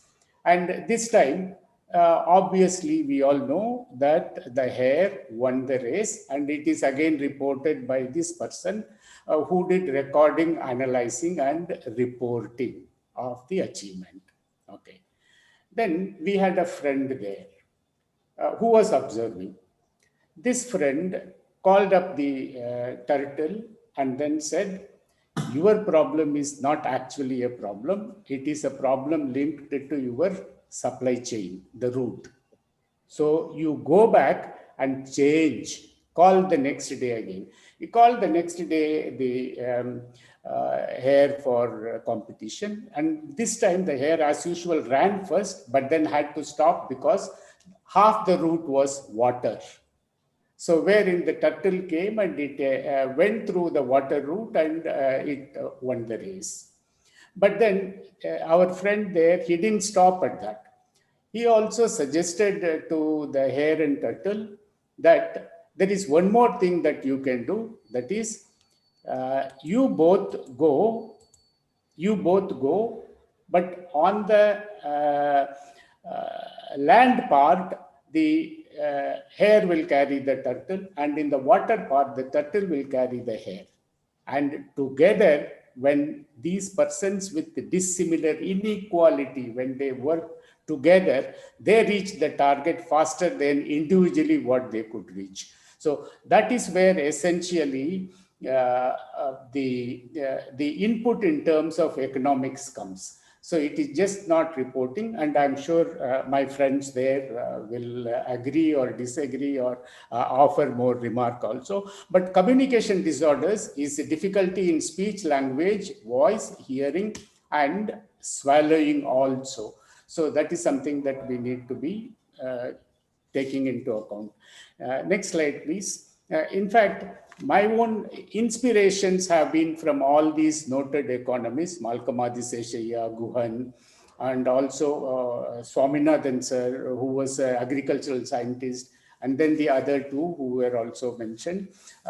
In fact, without going much into details, next slide, please. You will see that over 7 million persons as per census 2011 and about 6.3% with varying degrees of communication disorders, they are creator of costs to society, whether or not rehabilitation services exist. Now the question is how much? We don't know. Therefore, So the second is, the more we recognize the deal with these costs, especially in resource constrained situation, greater will be the overall economic gain. But how much? Again, these two are linked to national level activity. The next is at the level of family. Communication disorders lead to economic disruption, reduction in the status of the family, rejection of the affected person, and third party disability also, which Dr. Keshav was also referring to, but he said some of it is easy, some of it is difficult to calculate. Next slide, please. So this study from Bangladesh shows, depending on range of social and economic factors, a person who is labeled with a disability and the household where she resides face transition in their financial circumstances. Next slide, please. Okay, so at the level of the affected individual, you will see that communication, if not addressed, studied from economic perspective, if it is not studied from economic perspective before or after rehabilitation services, it leads to denial of feedback to service providers like us or the government and stakeholders, affected persons and their families, and their role in participation and social development. Their role meaning it also includes our role in social participation in social development. In other words, we remain in dark if our sector contributes to nation building, the very foundation of our sustained development. So I think with this, I will, I think it's over now. This question has been answered, sir. Right, that's right. Okay, yeah. Thanks, Mr. Rangasai. I think, you have really, put forth your views with data and also your narrative, your abilities, which are always there. You always try to bring in some kind of a story or an anecdote, to substantiate your facts. Thank you very much. Now, we have another distinguished panelist. I told you the blend of speech and hearing and management who has immense contribution, in the field of speech and hearing. Okay, and we are very happy that she's here today on the panel. I must thank Javarnayaka for roping her in. Dr. Usha, what are your views on value creation in speech and hearing? That's one thing. The rehab services and also the economic evaluations from your perspective of your own experience with the organization that you have worked and contributed. And currently, I understand you're also leading certain relevant projects also. So I think probably we're all waiting to hear your views on that, please. Sure. Thank you, everyone. It's an honor to be invited, from my alma mater and to be part of ISHA's deliberations, and best wishes to one and all on the International Day of Persons with Disability. There would be a disclaimer. I'm not an economist, but I'm also, yes, I'm a speech and hearing specialist, but, kind of made a career change.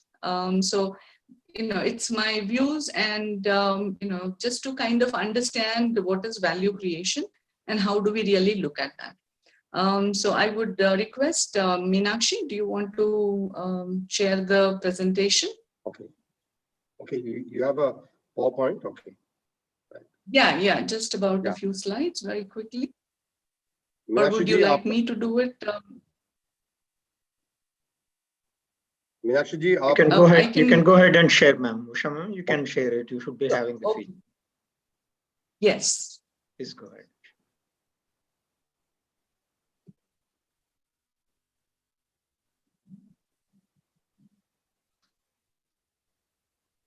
Yeah. Once again, thank you very much. And I think, in the inauguration time, listening to all the people, and it made me feel very insignificant. Honestly, I'm back with my alma mater to kind of share my views on it. And I thank once again the organizers to have invited. I always go back to where I started. My first job was at RB Integrated School for Hearing Impaired Children, and it was an integration that was done with small set of students that and then I moved on to ISHA Bangalore. But at 22, you are the principal of a school, and I think that's the best job, I keep saying, in my life. And it changed the way I looked at, because it was also about training children to speak, but it was also about educating them and integrating them. So that had a lot of impact. And then, of course, for a short stint at USA and ISHA, and C's in speech pathology, but back to India after a short time, to a small town in Pilani, where my speech and hearing wouldn't work because I didn't even speak Hindi fluently at that time. So that was the trick of the trade, and I didn't have that. So, and I did work in schools. There was a special school, and again, somewhere I have those links of that school that we started. So I kind of helped the Amla Birla Kendra, special children were there, and we had a deaf children unit inaugurated. But then later I kind of moved on to BITS Pilani, where I continued to work. Coming from allied health, I kind of looked at a career change into health systems. And back in Bangalore, about 10 years now, and in healthcare management. But what at Bangalore, what I felt is that it's been very humbling, starting from Mysore long back. I feel also very lucky that I've been able to really work with consultancy project with deaf children and adolescents. So what I'm going to speak now is somewhat my experience and my understanding from a management perspective, and how health economics or economic concepts. Of course, we have experts there. It's just a view and a little bit of a review that I have done. So the questions is in terms of value creation in speech and hearing rehab services, and economic evaluations to really see if our investments and inputs are good or good, effective. Scaling up of services of especially for us in a low resource country, because there's going to be problems with affordability, accessibility, and so on. And if we want to really look at and take up a lot of this scaling up, a lot of standardization and regulation of the professional services, which would also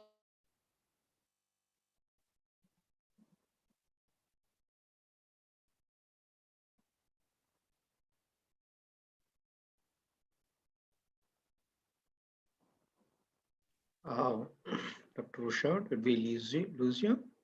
Connectivity? Yes. Sir, I think we have lost connectivity there. Oh, really? Okay. Dr. Usha's bandwidth was very low, sir. Yeah. Really? Oh, okay. So you can continue probably once she joins back, we can. Okay, then I think in that case, I think she come back. No, okay. Then I think I would shift my gear again to she's come back. She's come back, sir. Yeah. Sorry about that. Hope it was the connectivity part. Yeah, so just going into the understanding of the market itself is very important. So if I really look at the market orientation, so the provider market, like in healthcare, is very fragmented. So there are,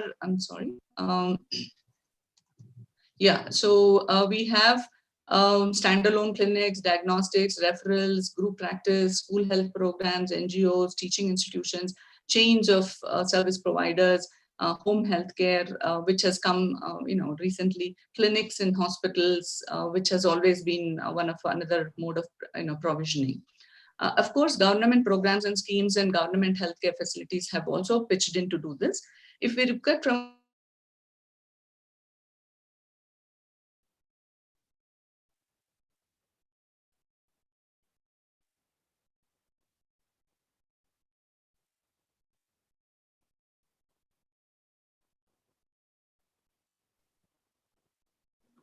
Again, we lost connectivity, I think.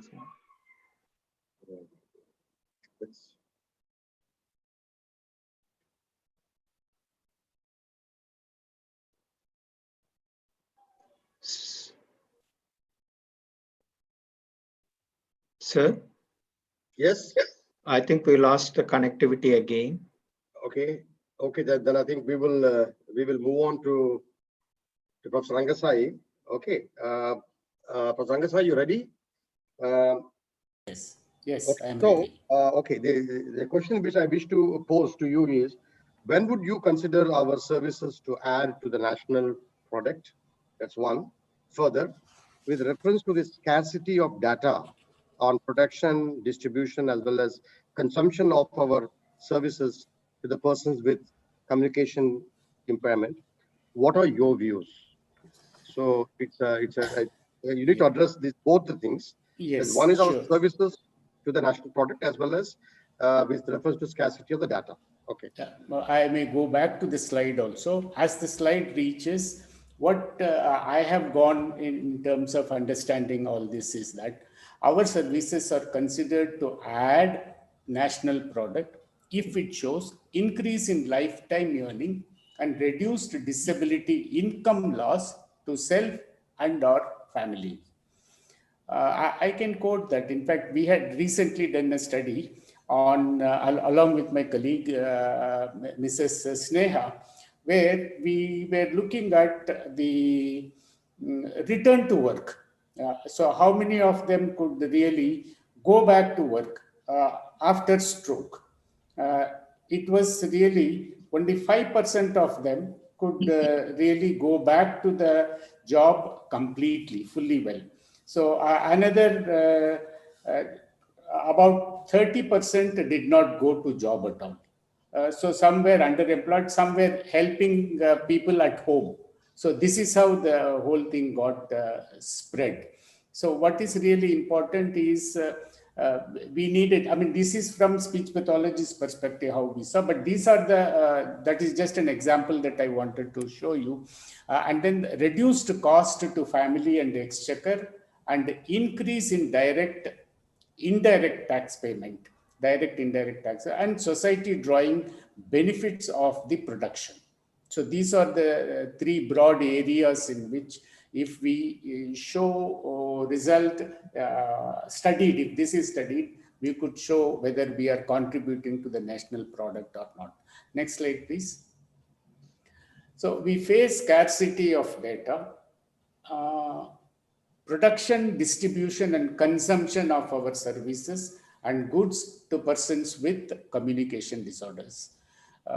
So how we are producing our services, how we are distributing our services, how our services are being consumed, all these are gray areas and they have not been addressed at all.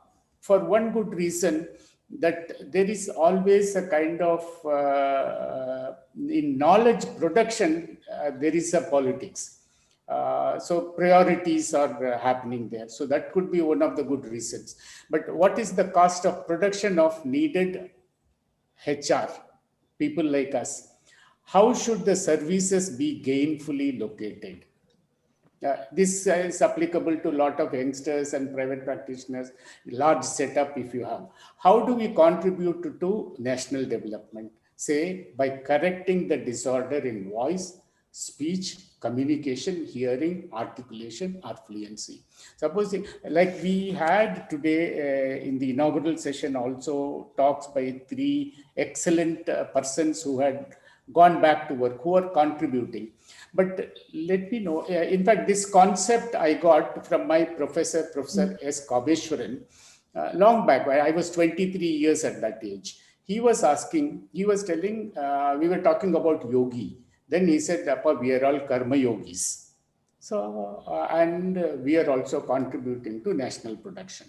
Then he said, even a sweeper on the road contributes to national production by doing his job well.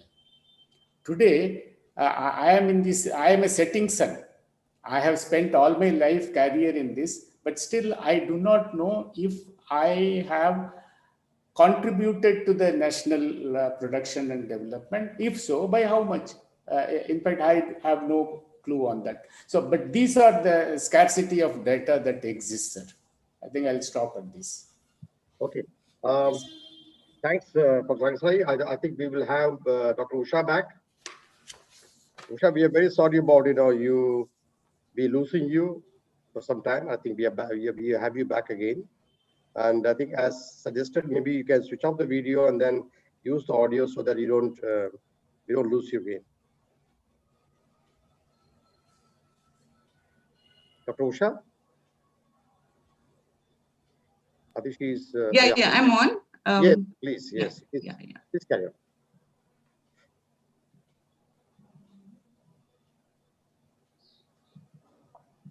Yeah, so we were talking, I'm sorry about the, connectivity issues. So the market orientation, it's a very, the market is quite fragmented. So if we look at the people with, disabilities, a large number, prevalence is about 2.2 in percent across India, and 2.3 in rural and 2% in urban. So NSS, survey from 2018 says that, and there are so many people in the employable age itself. So 1.34 crore in employable age alone. And with accidents and injuries and strokes and NCDs on the rise, the prevalence will only increase. So there has to be a lot more provisioning of services that needs to be really looked at. And paying capacity, as we all understand, is low. So affordability is going to be an issue. And yes, to a certain extent, the government programs and schemes have helped. And people have the challenges of dealing with social stigma, lack of stigma and lack of education, parental understanding, challenges, if they are in cities, maybe in terms of really getting therapy and so on. And of course, across the board, the low awareness. And then that leads to low demand and eventually will lead to low quality of life. Studies have shown that only 28.8% have certificates and get some benefits and so on and so forth. So there is a large population from a perspective of providing provisioning services. There's a lot to be required. And if we look at the quality of services very broadly, it varies. Standards and guidelines for services and quality evaluations are not very well established. But then, again, now there is a lot of colleges and schools and programs that are coming up very rapidly. Then the educational standards and skill sets also highly vary. So there has to be a little bit more of a lot of that to be worked around. I mean, this is nothing very different. If we look at healthcare, we look at nursing, we look at any of that, we have very similar kinds of things happening. And it's not a highly regulated market. So if we see value creation would be complicated, let's assume, but most of it is highly price sensitive. So accessibility, availability, and the utilization is quite low for these services. And therefore, if we see rehab services as a together one, maybe I can say, well, it is the processes, how well we arrange a set of activities for provisioning the service, and the protocol, the quality. This is area where it's a professional arena. So, and then of course the contract and the price, and devices and tangibles also become quite expensive in our provisioning of services. So the cost of production, if we see, it is highly human intensive. So it is difficult to bring out the cost, study it, and reduce the cost, because it's very human intensive. I mean, we cannot have quite a few things now, but of course technology and teleservices can definitely have an impact now. So I think this is where we all from the field, whether it is healthcare now, telemedicine didn't take off very well, but just last 6 months, I think everybody is now, the acceptance is high among the consumers and the patients and families and others, as well as the providers have really ramped up. So these things are possible. Then of course, economies of scale is a very important one. When my cost of production goes low, how does it really happen in a clinic, for example? It is easy for achieving economies of scale in a production line, because I could put automation, I could have machines, but in a human intensive therapy or audiology services, it's not very easy. You have to spend certain time. It's the same thing for healthcare service across. So costing, if you're a person like looking at from a clinic perspective, I think some of the economic evaluations that we can all apply very easily is the break-even analysis. Like, when do we really make? How should my pricing be? What is my target market and achievement that I want to have? So all the youngsters who really look at also have to be a little bit more educated onto, the financial and the economic aspect, so that they plan their, clinics, they plan their private practice, or, really achieve better and better, volumes, because, that's where we really need to look at. So the costing methods, there are also health technology assessments that are coming very rapidly now. Newer methodologies are coming and they are going to be helpful. So the whole idea of value creation is I'm going to look at, the devices, streamline the processes, ensure there is a quality, and then there is a pricing that is affordable, or, if I have more volumes, maybe I can pass on to the, the patient or the family. Of course, not everything is very well understood. Professor Rangasai also said, all of this is still, we are still trying to look at it. Cost of provisioning, direct cost, and I think, the professor of economics also talked about it. Then economic evaluation is less carried out as of now. And I think more and more research has to go into it, because this is where we probably want to move to various kinds of protection, financial protection. Like you have Ayushman Bharat now, but you need to have more of, financial protection for people who will take up this. Right now it is done through schemes and, cash benefits and so on. But I think, the services themselves have to be coming into that gamut. What should be measured? Of course, we are not very easy to, effect is not very easy to compute, like already that has been talked about.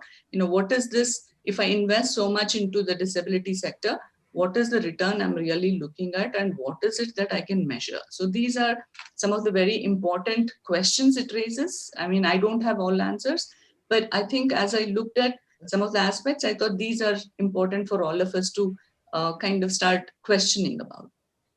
And there was one study which I looked at, costs and health effects of screening on delivery of health, hearing aids. Sorry, it's not health aids. Looks like I'm in a lot more into health. So I put that, there is an error there. Active screening and provisioning. So this study said that it will cost about 7,000 per patient in a secondary care level.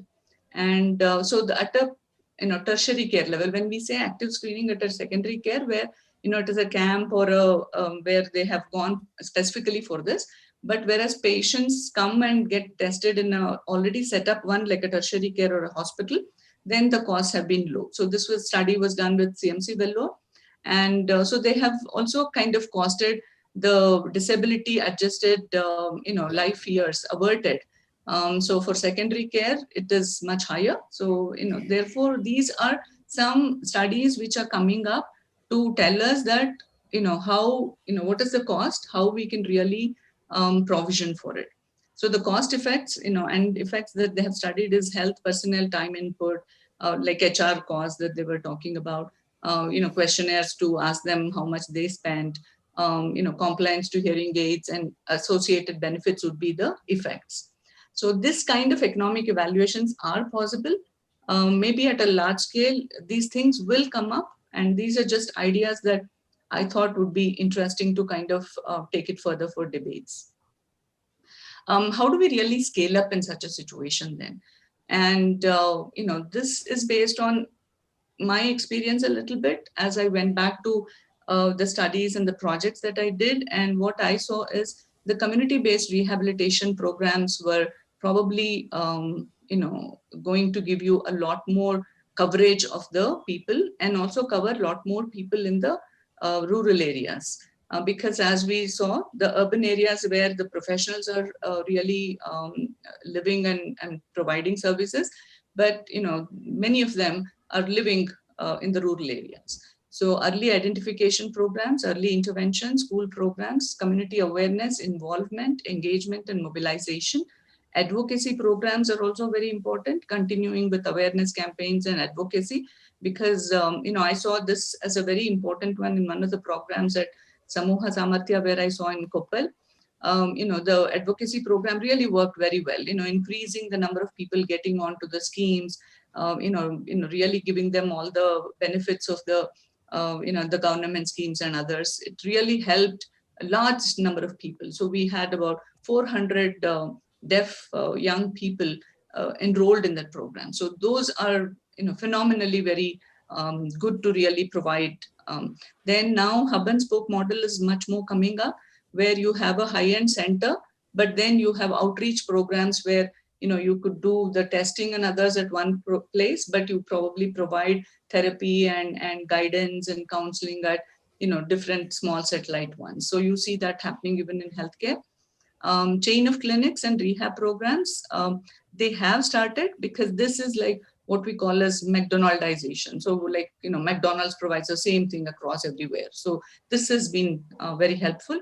The other is, people are also now looking at Uberization, that means can we have technology platforms, and then have, kind of plug and play kind of things where people can be served, but on a technology platform.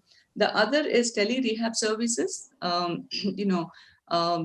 where I think this is going to take off. I'm sure all of the people sitting here in the last 6 to 7 months have already moved up their speech therapy and, whether education and so on and so forth onto tele mode. Addressing sustainability would be a very, very important one. As we set up these programs like the community rehab centers, can we really sustain it in the long run? So therefore, can we really look at end-to-end solutions to a lot of the challenges that go? I was in BITS Pilani. There are a lot of these youngsters, innovators. They come up with such fantastic ideas to look at. So social entrepreneurship has been a major, taking off. Bangalore is a hub where people are, coming up with innovative models, technology, and so on and so forth. So I think there is a lot of, cost reductions that would be there, that would happen. And that could also bring in large population into, getting into these programs. So I just have a small, thing that was, the deaf children primary education delivery model, which was where I looked at the impact evaluation. This was delivered and funded by Deaf Child Worldwide and APD. So the NGO role and the NGO sector is very critical. And I think our students and others also should be, kind of excited about various kinds of such programs where they can become entrepreneurs, they can really provide these kinds of solutions and be also economically strong on what they do. So I think there is a lot of opportunity in this area where you can bring down costs, but you could have, innovative models that really work. So this is just showing like, in the various kinds of, programs. So there was specific things addressing the deaf child, the family, the home visits. Then there was a school and the community was involved. And, and then of course the government programs and schemes were also much more promoted. So this was like a, holistic kind of thing that, I don't want to really speak a lot, but I could definitely send this slide across for people and maybe they could really see what was done. And I'm sure this is available through APD also. So this, I think, started off with, then having a software for how to see what is the impact. Evaluations were done. There was a lot of collaterals and materials developed for this particular one. So in 4 years, they could really address and, go ahead with, setting up education programs for 700 to 800 children in those, 3 talukas in Chikbalapur, Vijayapura, and Davangere district. So this model was very thoroughly kind of tested. People were trained and so on. So I think there is a lot more opportunity for us to really look at very good such programs and integrating also. So, my last slide would be to look at, they also came up with an idea of a model school It was earlier started off with deaf children, but they also said maybe we should have integration model. So where there would be inclusiveness, there would be more different kinds of disabled, speech and maybe slow learners and so on. So they were looking at a centrally located model school, and then, how to really bring these children to the school and then have a therapist, a trainer, and so on and so forth. So these models, innovative ones, and now with technology, I think we would have a great opportunity. From an economic perspective, we could be, there is, resources are scarce, so we can definitely see how we can, model this. So these are some of the references, and thank you very much. In case there is any specific question, I would be happy to answer later. Yeah. Thank you, Anusha. Thank you very much. Your journey from ISHA to IHMR and the learnings have really translated well in the information that you have given. A lot of information that has been passed down to all of us, I think. So now I think, I request all of the panelists from now on to be brief, because we need to cover more aspects of this, and we also wish to close the session by 9:15. So I request all of you to be brief. Now I think going on to the Saksham Seva, okay, which is a charitable national organization established with an aim to mainstream all the persons with disabilities, and strongly believes that Divyang are not a burden on our society, but assets of the nation. Okay, so representing the Saksham as its National General Secretary, as well as the RCA as EC member, is another distinguished panelist, Mahoday Kamalakan Pandeji. Namaskar. So let's have his views on the ethos of Saksham with relevance to economics. Further, running so many numerous projects आप तो कर रहे हैं, जो बहुत projects आप कर रहे हैं, जो mainly with a vision, but also now including all other aspects. Around the year, you're having project कर रहे हैं आप, and of course definitely costs money to have all these projects. You need money and finances, vitamin M, I would say. So how are you able to strike a balance between your expenditure and income? इसके विचार में हम आपको अपना views सुनाएंगे तो हम बहुत खुश होंगे, और उसके बारे में कुछ आपका सुझाव भी हमें आप बता दीजिए और बांट दीजिए। श्री बहुत बहुत धन्यवाद बी राजशेखर। आयशा के इस एनुअल अवेयरनेस कार्यक्रम जो 2020 का चल रहे हैं, ये 15 दिवसीय ये जन जागरूकता का कार्यक्रम पूरे देश भर में नहीं, विश्व भर में एक रोल मॉडल हम प्रोफेशनल और समाज के लिए और देश के लिए उपयोगी होगा। जो कम्युनिकेशन डिसऑर्डर से जुड़े अनेक जो चैलेंजेज है, जो समस्याएं हैं, उसको लेकर के आप ऐसा प्रतिदिन एक लंबी यात्रा करने वाले हैं, जिससे हम सबको नहीं बल्कि इस क्षेत्र से जुड़े सभी लोगों का ज्ञान स्तर बढ़ेगा और आगे भी लाभ होगा। इस पूरे उद्घाटन सत्र और इस सत्र में ऐसे बहुत सारे विशेषज्ञों ने अपना बहुत सारा अध्ययन प्रस्तुत किया है। इसमें बहुत सारे लोगों को मैंने एज ए शिक्षक के नाते रंगासाई जी को और देखा है। मैं भी हियरिंग इम्पेयर्ड में लास्ट 30 ईयर्स से स्पेशल एजुकेटर के नाते काम कर रहा हूँ, इसलिए मेरा भी बहुत सारा अनुभव है। और वर्तमान में सक्षम संगठन जो देशव्यापी है और सभी डिसेबिलिटी में काम करने वाला संगठन है। आज की तारीख में लगभग हम 400 जिलों में हमारी जिला के इकाई यूनिट सक्रिय है, जो विभिन्न प्रकार के दिव्यांगों के विषय में काम करने वाले बिंदुओं पर चर्चा करते हैं, सोशल वर्कर है।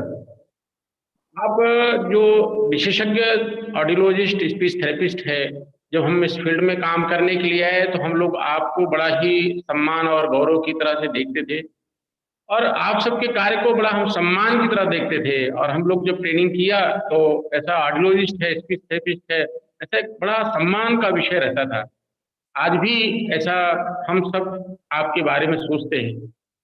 निश्चित रूप से जब आप शहरी क्षेत्रों में बात करते हैं तो वहाँ आर्थिक सामाजिक स्तर में दिखता है कि किस प्रकार से सुविधाएं आर्थिक रूप से और दिव्यांगता हो जाने के बाद उनके ऊपर कास्ट कितना अंतर आता है।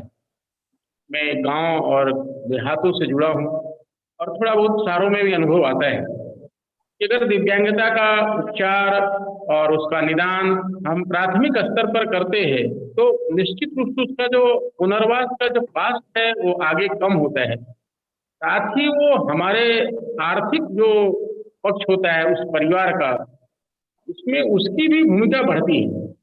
जो परिवार कुछ कम रुपया कमाता है, वह बालक या सामान्य व्यक्ति जिसको कम्युनिकेशन डिसऑर्डर हो गया और उसको प्राथमिक उपचार हेयरिंग एड मिल गया, स्पीच थेरेपी हो गई या अन्य प्रकार की जो हुई, तो निश्चित रूप से उस परिवार की आर्थिक स्थिति ही नहीं बढ़ती है, बल्कि उसका सामाजिक और सोशल और हर प्रकार का जो लाइफ का aspect, quality of life improvement होता है। तो ये जो आपका विषय है, यह सार्वभौमिक रूप से सत्य है कि अगर हम उसको निश्चित रूप से प्राथमिक स्तर पर हम इस प्रकार की सुविधाएं देते हैं तो आगे उसका लाभ मिलने वाला है। लेकिन कुछ अभी चुनौतियां हैं, आप निश्चित रूप से आगे इस पूरे पैनल पर डिस्कशन करेंगे और आप सबके ध्यान में भी आते हैं कि आज हमारे पास एक्सपर्ट्स की आज भी संख्या कम है। हमको जितना मात्रा में नंबर ऑफ पर्सन्स चाहिए उतना नहीं है।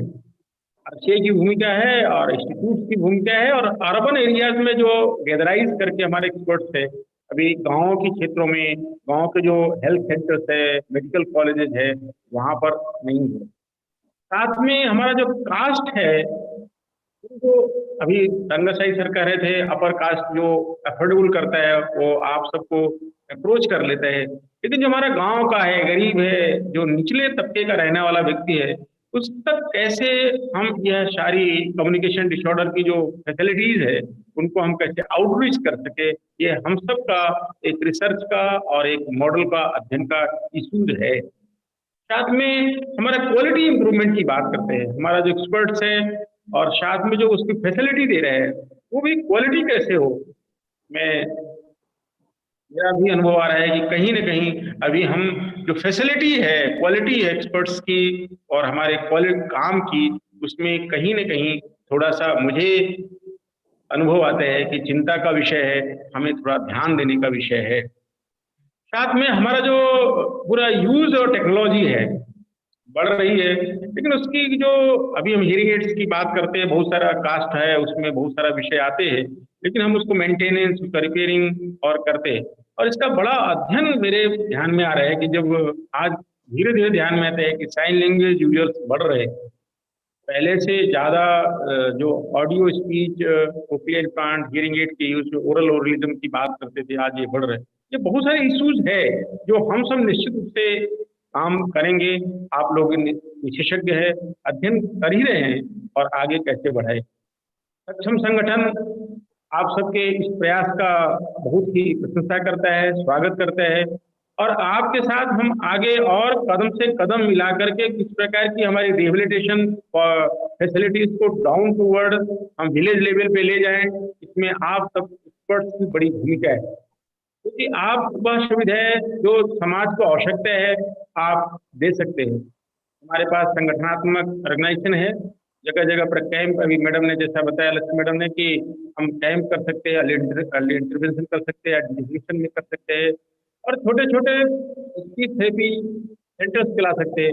हम पेरेंट्स को भी ऐसा ट्रेनिंग प्रोग्राम चला करके उनको भी एज टीचर्स नहीं तो एज स्पीच थेरेपिस्ट नहीं एक सोशल बना सकते हैं। हमारे परिचित महिला हैं विजयनगर में, उनका बच्चा डेफ था और धीरे धीरे वो कोक्लियर इम्प्लांट कराया और बाद में ट्रेनिंग करा, स्वयं उन्होंने कोई डिप्लोमा कोर्स नहीं किया है और आज अभ्यास कराते कराते वो एक्सपर्ट्स के नाते है।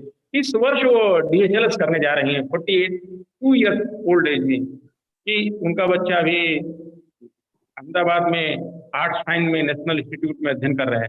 ऐसे बहुत सारे हमारे एक्सपर्ट्स हैं जिनको हम पेरेंट्स को भी ट्रेनिंग करा करके उनको आगे ले जा सकते हैं। इसमें आप जैसे विशेषज्ञों की बड़ी ही हम सबको जरूरत है।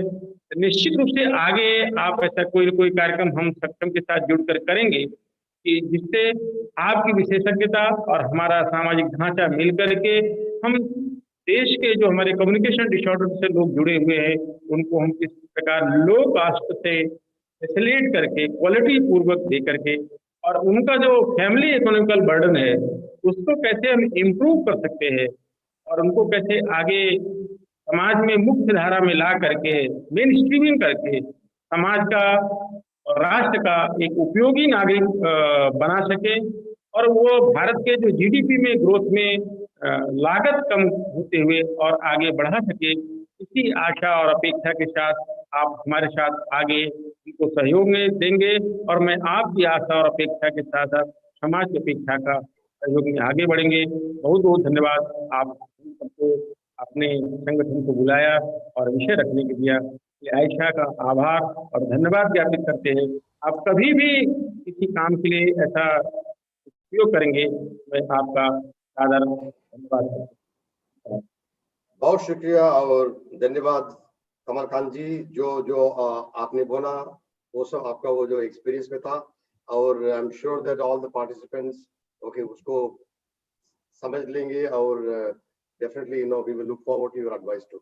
Now I think we will go on to the next set of questions which are addressed to Professor Rangasai, and I request Professor Rangasai to keep his answers. Yes, very brief. I will. Yes, very brief. I will keep it. So I wish to know your views on cost-effective service model, which we have been hearing about. So how can you strategize those cost-effective models? That is between say urban as well as say rural setups. That's one question. And also the cost of rehabilitation and the factors which affect the rehabilitation economics. So I think these are two areas which I think our participants will be very interested to know about it from your perspective. Okay. Actually, thank you so much. This is in terms of strategizing the cost. Can we go to the slide, please? Yes. In fact, in one of my observations in a study where 8 specialists went to a village, cluster of village for a camp. And in that village, in that camp, there were 3 persons with disabilities who had come. And one of them was really a person who makes a puppet maker. That lady got a hearing aid and that gave her full life, okay, independence. But the question was, when the economic analysis was done, this was considered as cost ineffective. They said that 8 persons going to in a camp where there were only 3 persons with disabilities who were seen. So this is one part which I thought has to be addressed somewhere in terms of in delivery models. The different methods used in economic analysis has direct impact on our service delivery provisions. That has to be really attended. But the second analogy is that of where people who are deaf and using sign language, and there are also people who are doing very well talking and all with cochlear implant.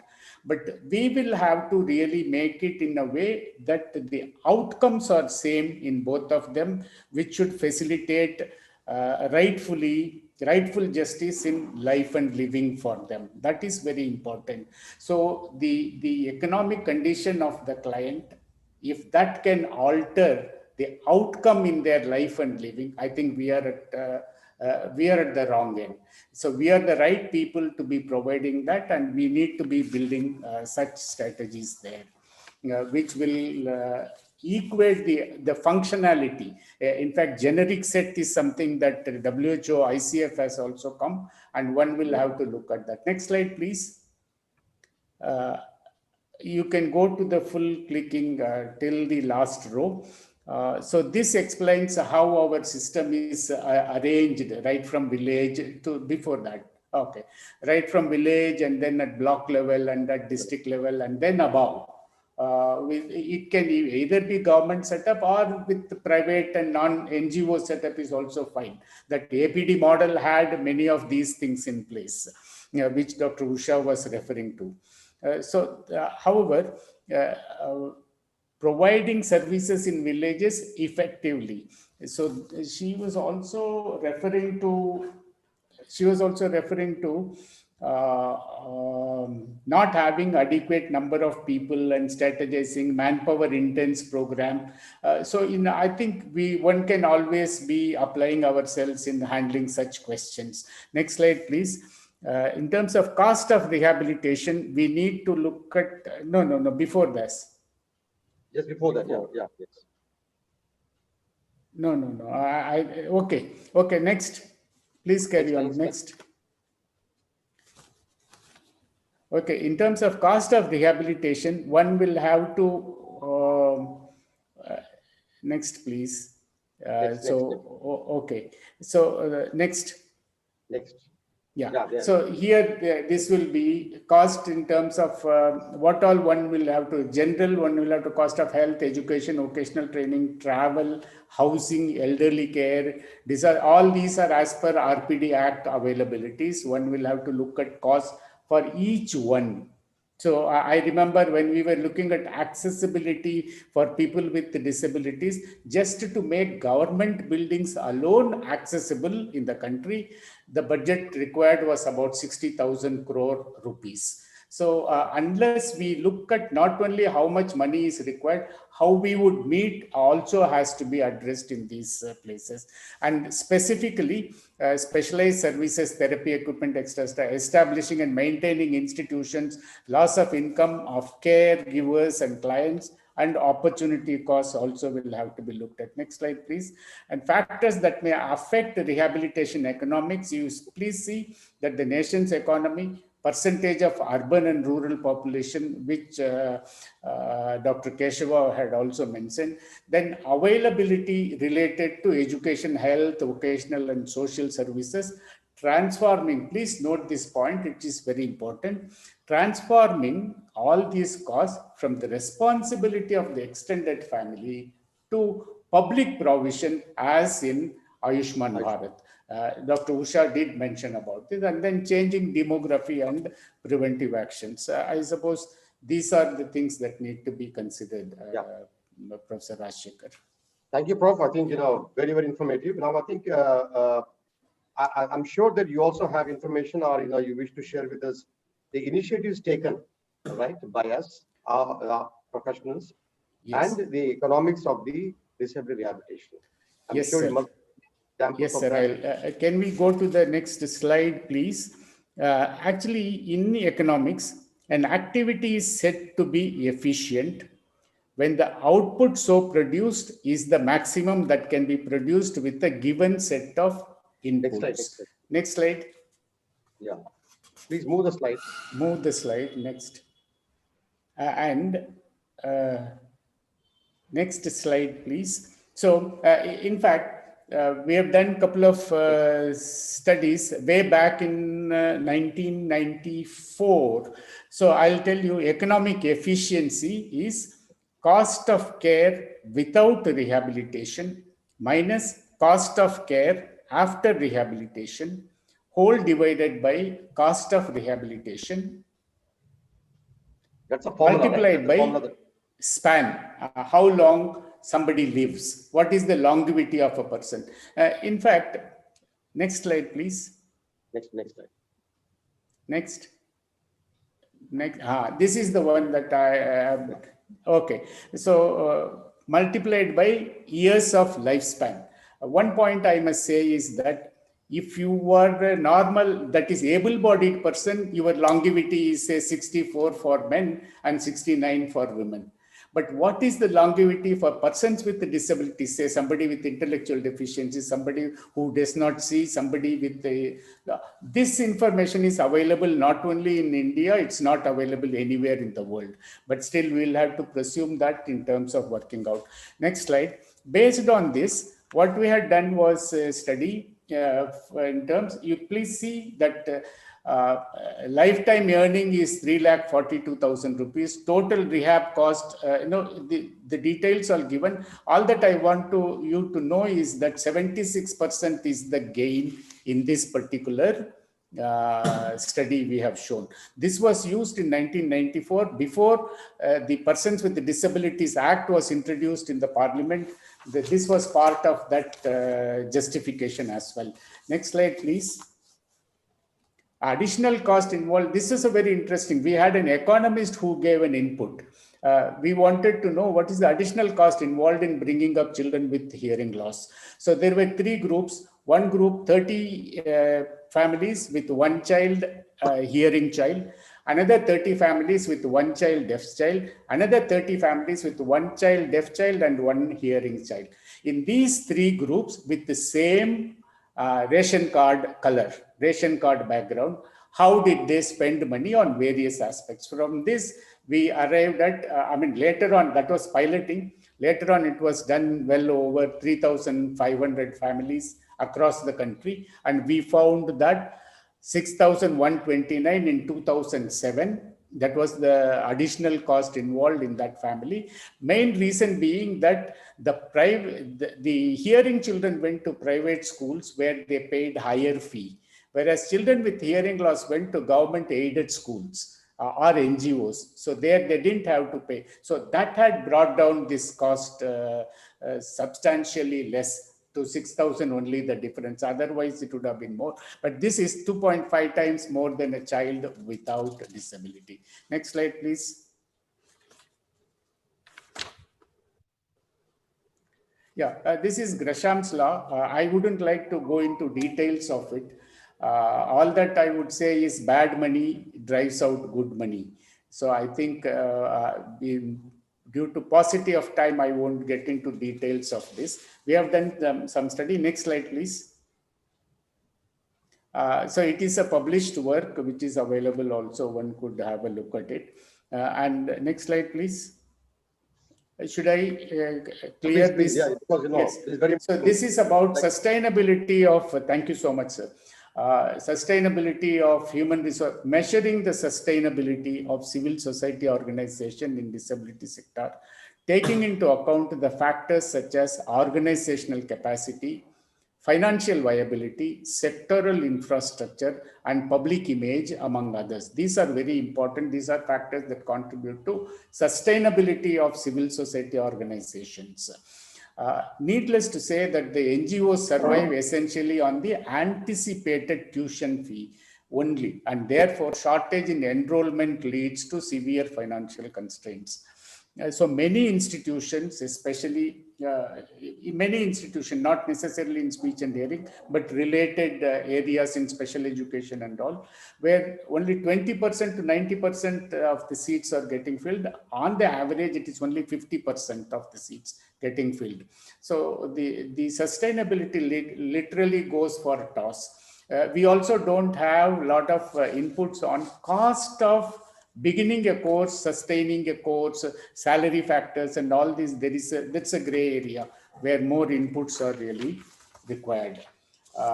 So I would say that we as a professional have done many indigenous affordable technologies we have built. Next slide, please. You may see that we had low-cost audiometric sound-treated room effort by Uma Subramaniam in 1972. Then hearing screening through radio by Satyendra Kumar in 74, low-cost artificial larynx by Dr. Jairam in 74, wax-dipped ear mold for soft and snug fitting, Satyendra Kumar. You see, all these are such original, innovative ideas. Next is 1985 low-cost, no-cost hearing screening devices. For paucity of time, I am not explaining these details. Next slide, please. Next slide, please. Yeah, effective induction loop system. Before this, effective induction loop system, and then solar charger for hearing aids again. Then Blomsinger voice prosthesis by our very chairperson, Dr. Rajshekhar. Then affordable cross hearing aid by Dr. A.K. Sinha in 2002. Low cost noise level indicator for inclusive classrooms. This is by Dr. S.J. Prakash and group. And then Tarang digital programmable hearing aid of CDAC. And then thickener for swallowing for persons with dysphagia. We have also gone, indigenous thickeners are now available in India.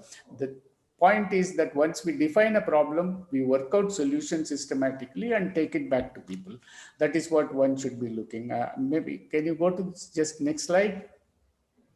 What's your learning from the Yes. ISHA model, of which you're very passionate? ICF model. Yes, sir. Thank you so much. I just wish to bring out this ICF-based regulation, which just read the point number 2, involvement of cadre of professionals such as ASLPs, the economists.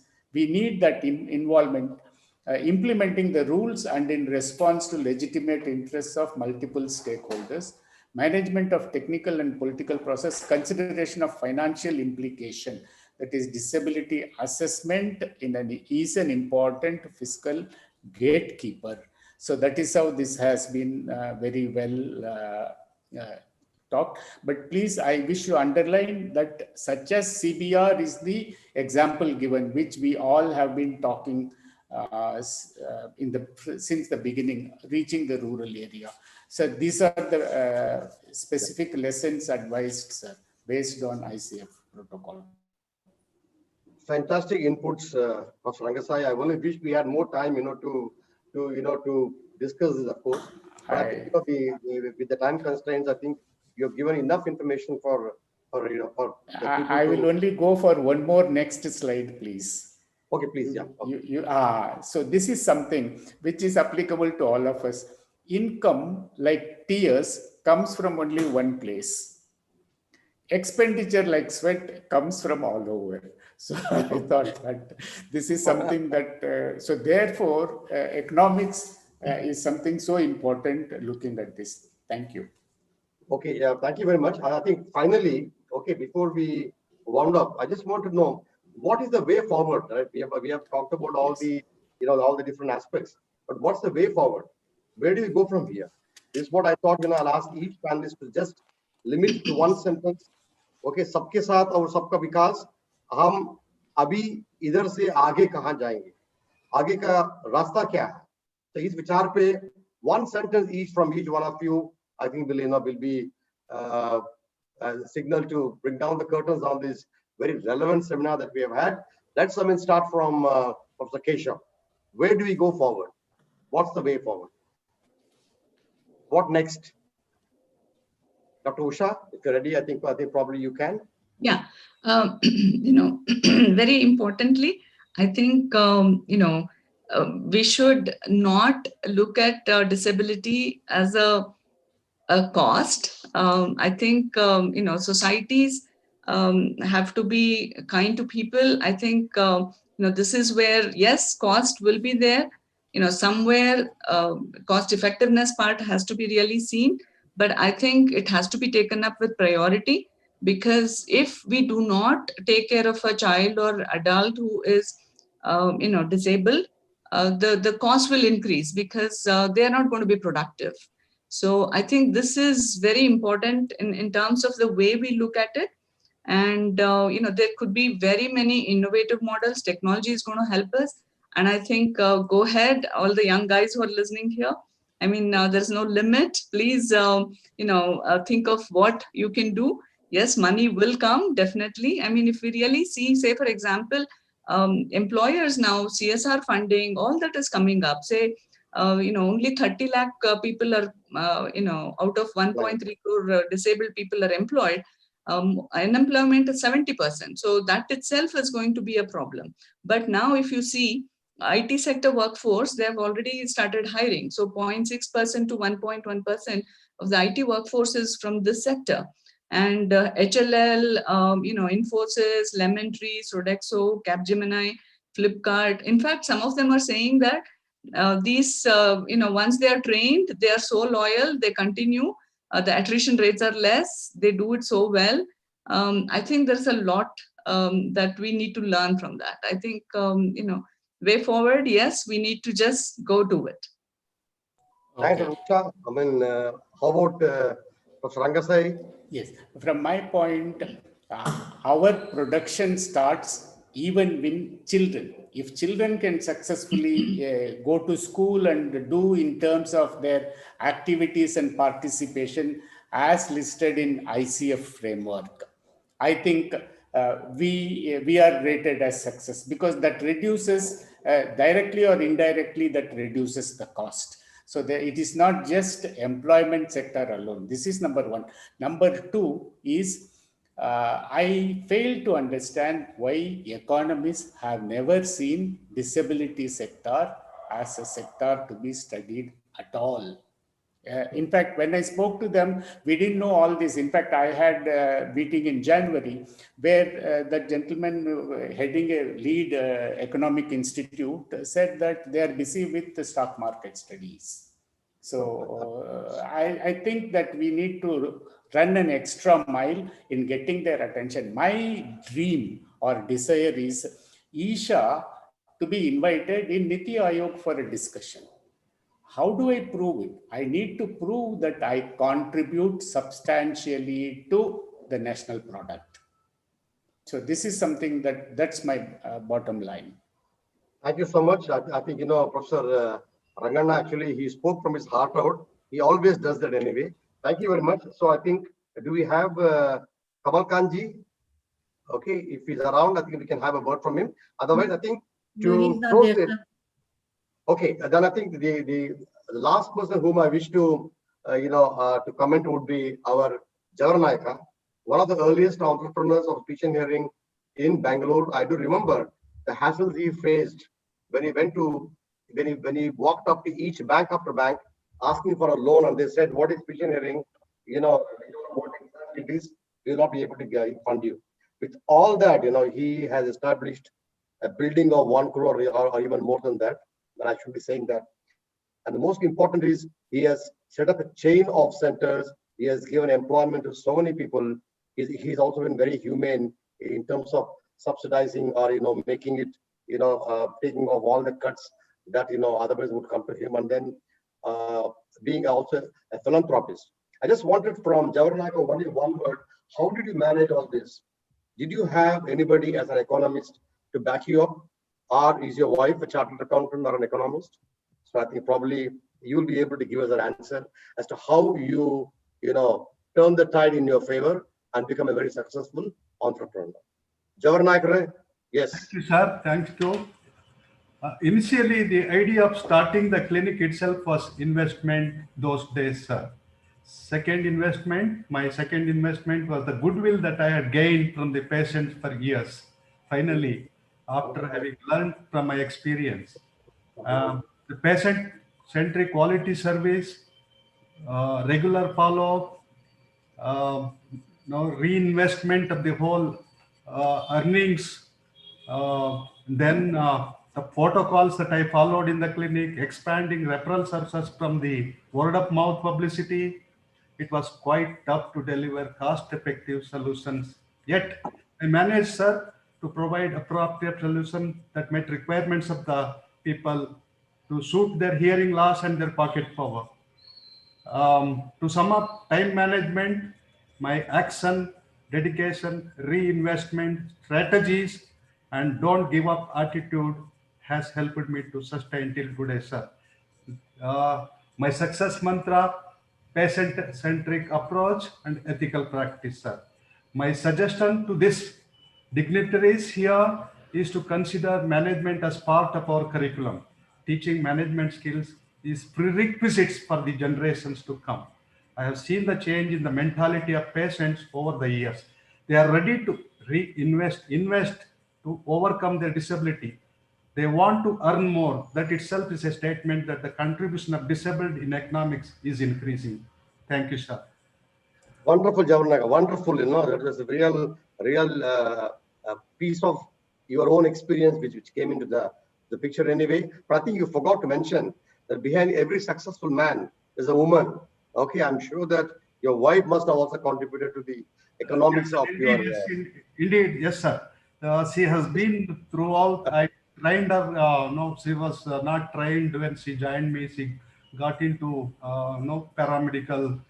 She's in fact diploma in deaf education. I wanted her to pursue, but now she's become an administrator and a financial manager. Sir. Thank you, Javra. I think it's a fact with so many. Even Meenakshi, has a very, very efficient chartered accountant, has her husband who takes care of all her economics. Okay, I think with this, we've come to the end of the session. Okay, I wish to thank all the panelists for your time, for your expertise and your contribution.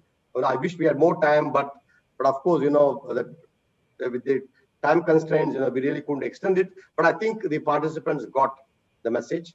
They got the essence of what exactly is economics. So I think from now on, probably I think they would start, listening to more webinars or looking at the aspects of it. And I wish to thank ISHA for giving all of us an opportunity to be with you and then to share our expertise and our knowledge with all of you. So with that, I sign off. Thank you very much, everybody. Thank you, Dr. Rajshekhar, to you also. Yeah, thank you.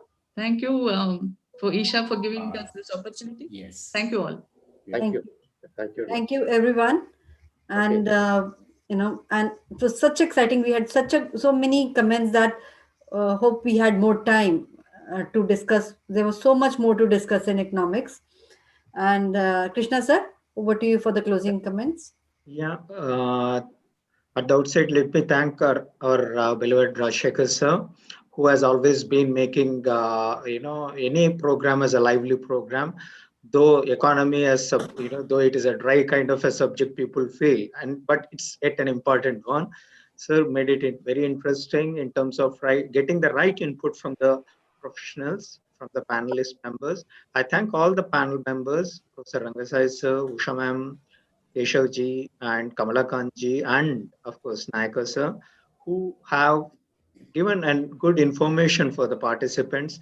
I wish, as the comments also flew in, we had time to do that. Anyway, we are not late. We have different platforms for us to share this information. We will come back again. Thank you, one and all. Thank you very much. Before we close, I just want to remind everybody that we have another very interesting session lined up tomorrow. And please join us at 7 tomorrow to listen to. There was a discussion about importance of interprofessional practices today. So to know more, let's come back tomorrow and join the session. And I agree with Krishna sir that it was probably because of Dr. Rajshekhar being there, we had such a good audience today. Thank you, sir. No, I agree with Isha. In fact, thanks, Dr. Krishna and Meenakshi, and pray that you all have God's strength. There is so many series of events listed. Best wishes. Thanks to all our sponsors Thank again. you all. Okay. Ultimately, I think all credits go to Isha. Exactly. The office who made it possible. The team, everybody. The whole team of Isha. Yes, sir. Yeah. And the professionals. Thank you. Okay. Bye. Isha is all about professionals, sir. Thank you. Thank you. Thank you, Dr. Rajshekhar. Thank you all. Thank you. Thank you. Thank you. Thank you, Javar Nayak. Yeah, thank you, Javar Nayak. Yeah, always a pleasure to be talking to you. Yeah. Thank you so much. Thank you so much. Thank you, Meenakshi. Thank you, sir. Anil, stop the streaming. Yeah, stop the streaming, please.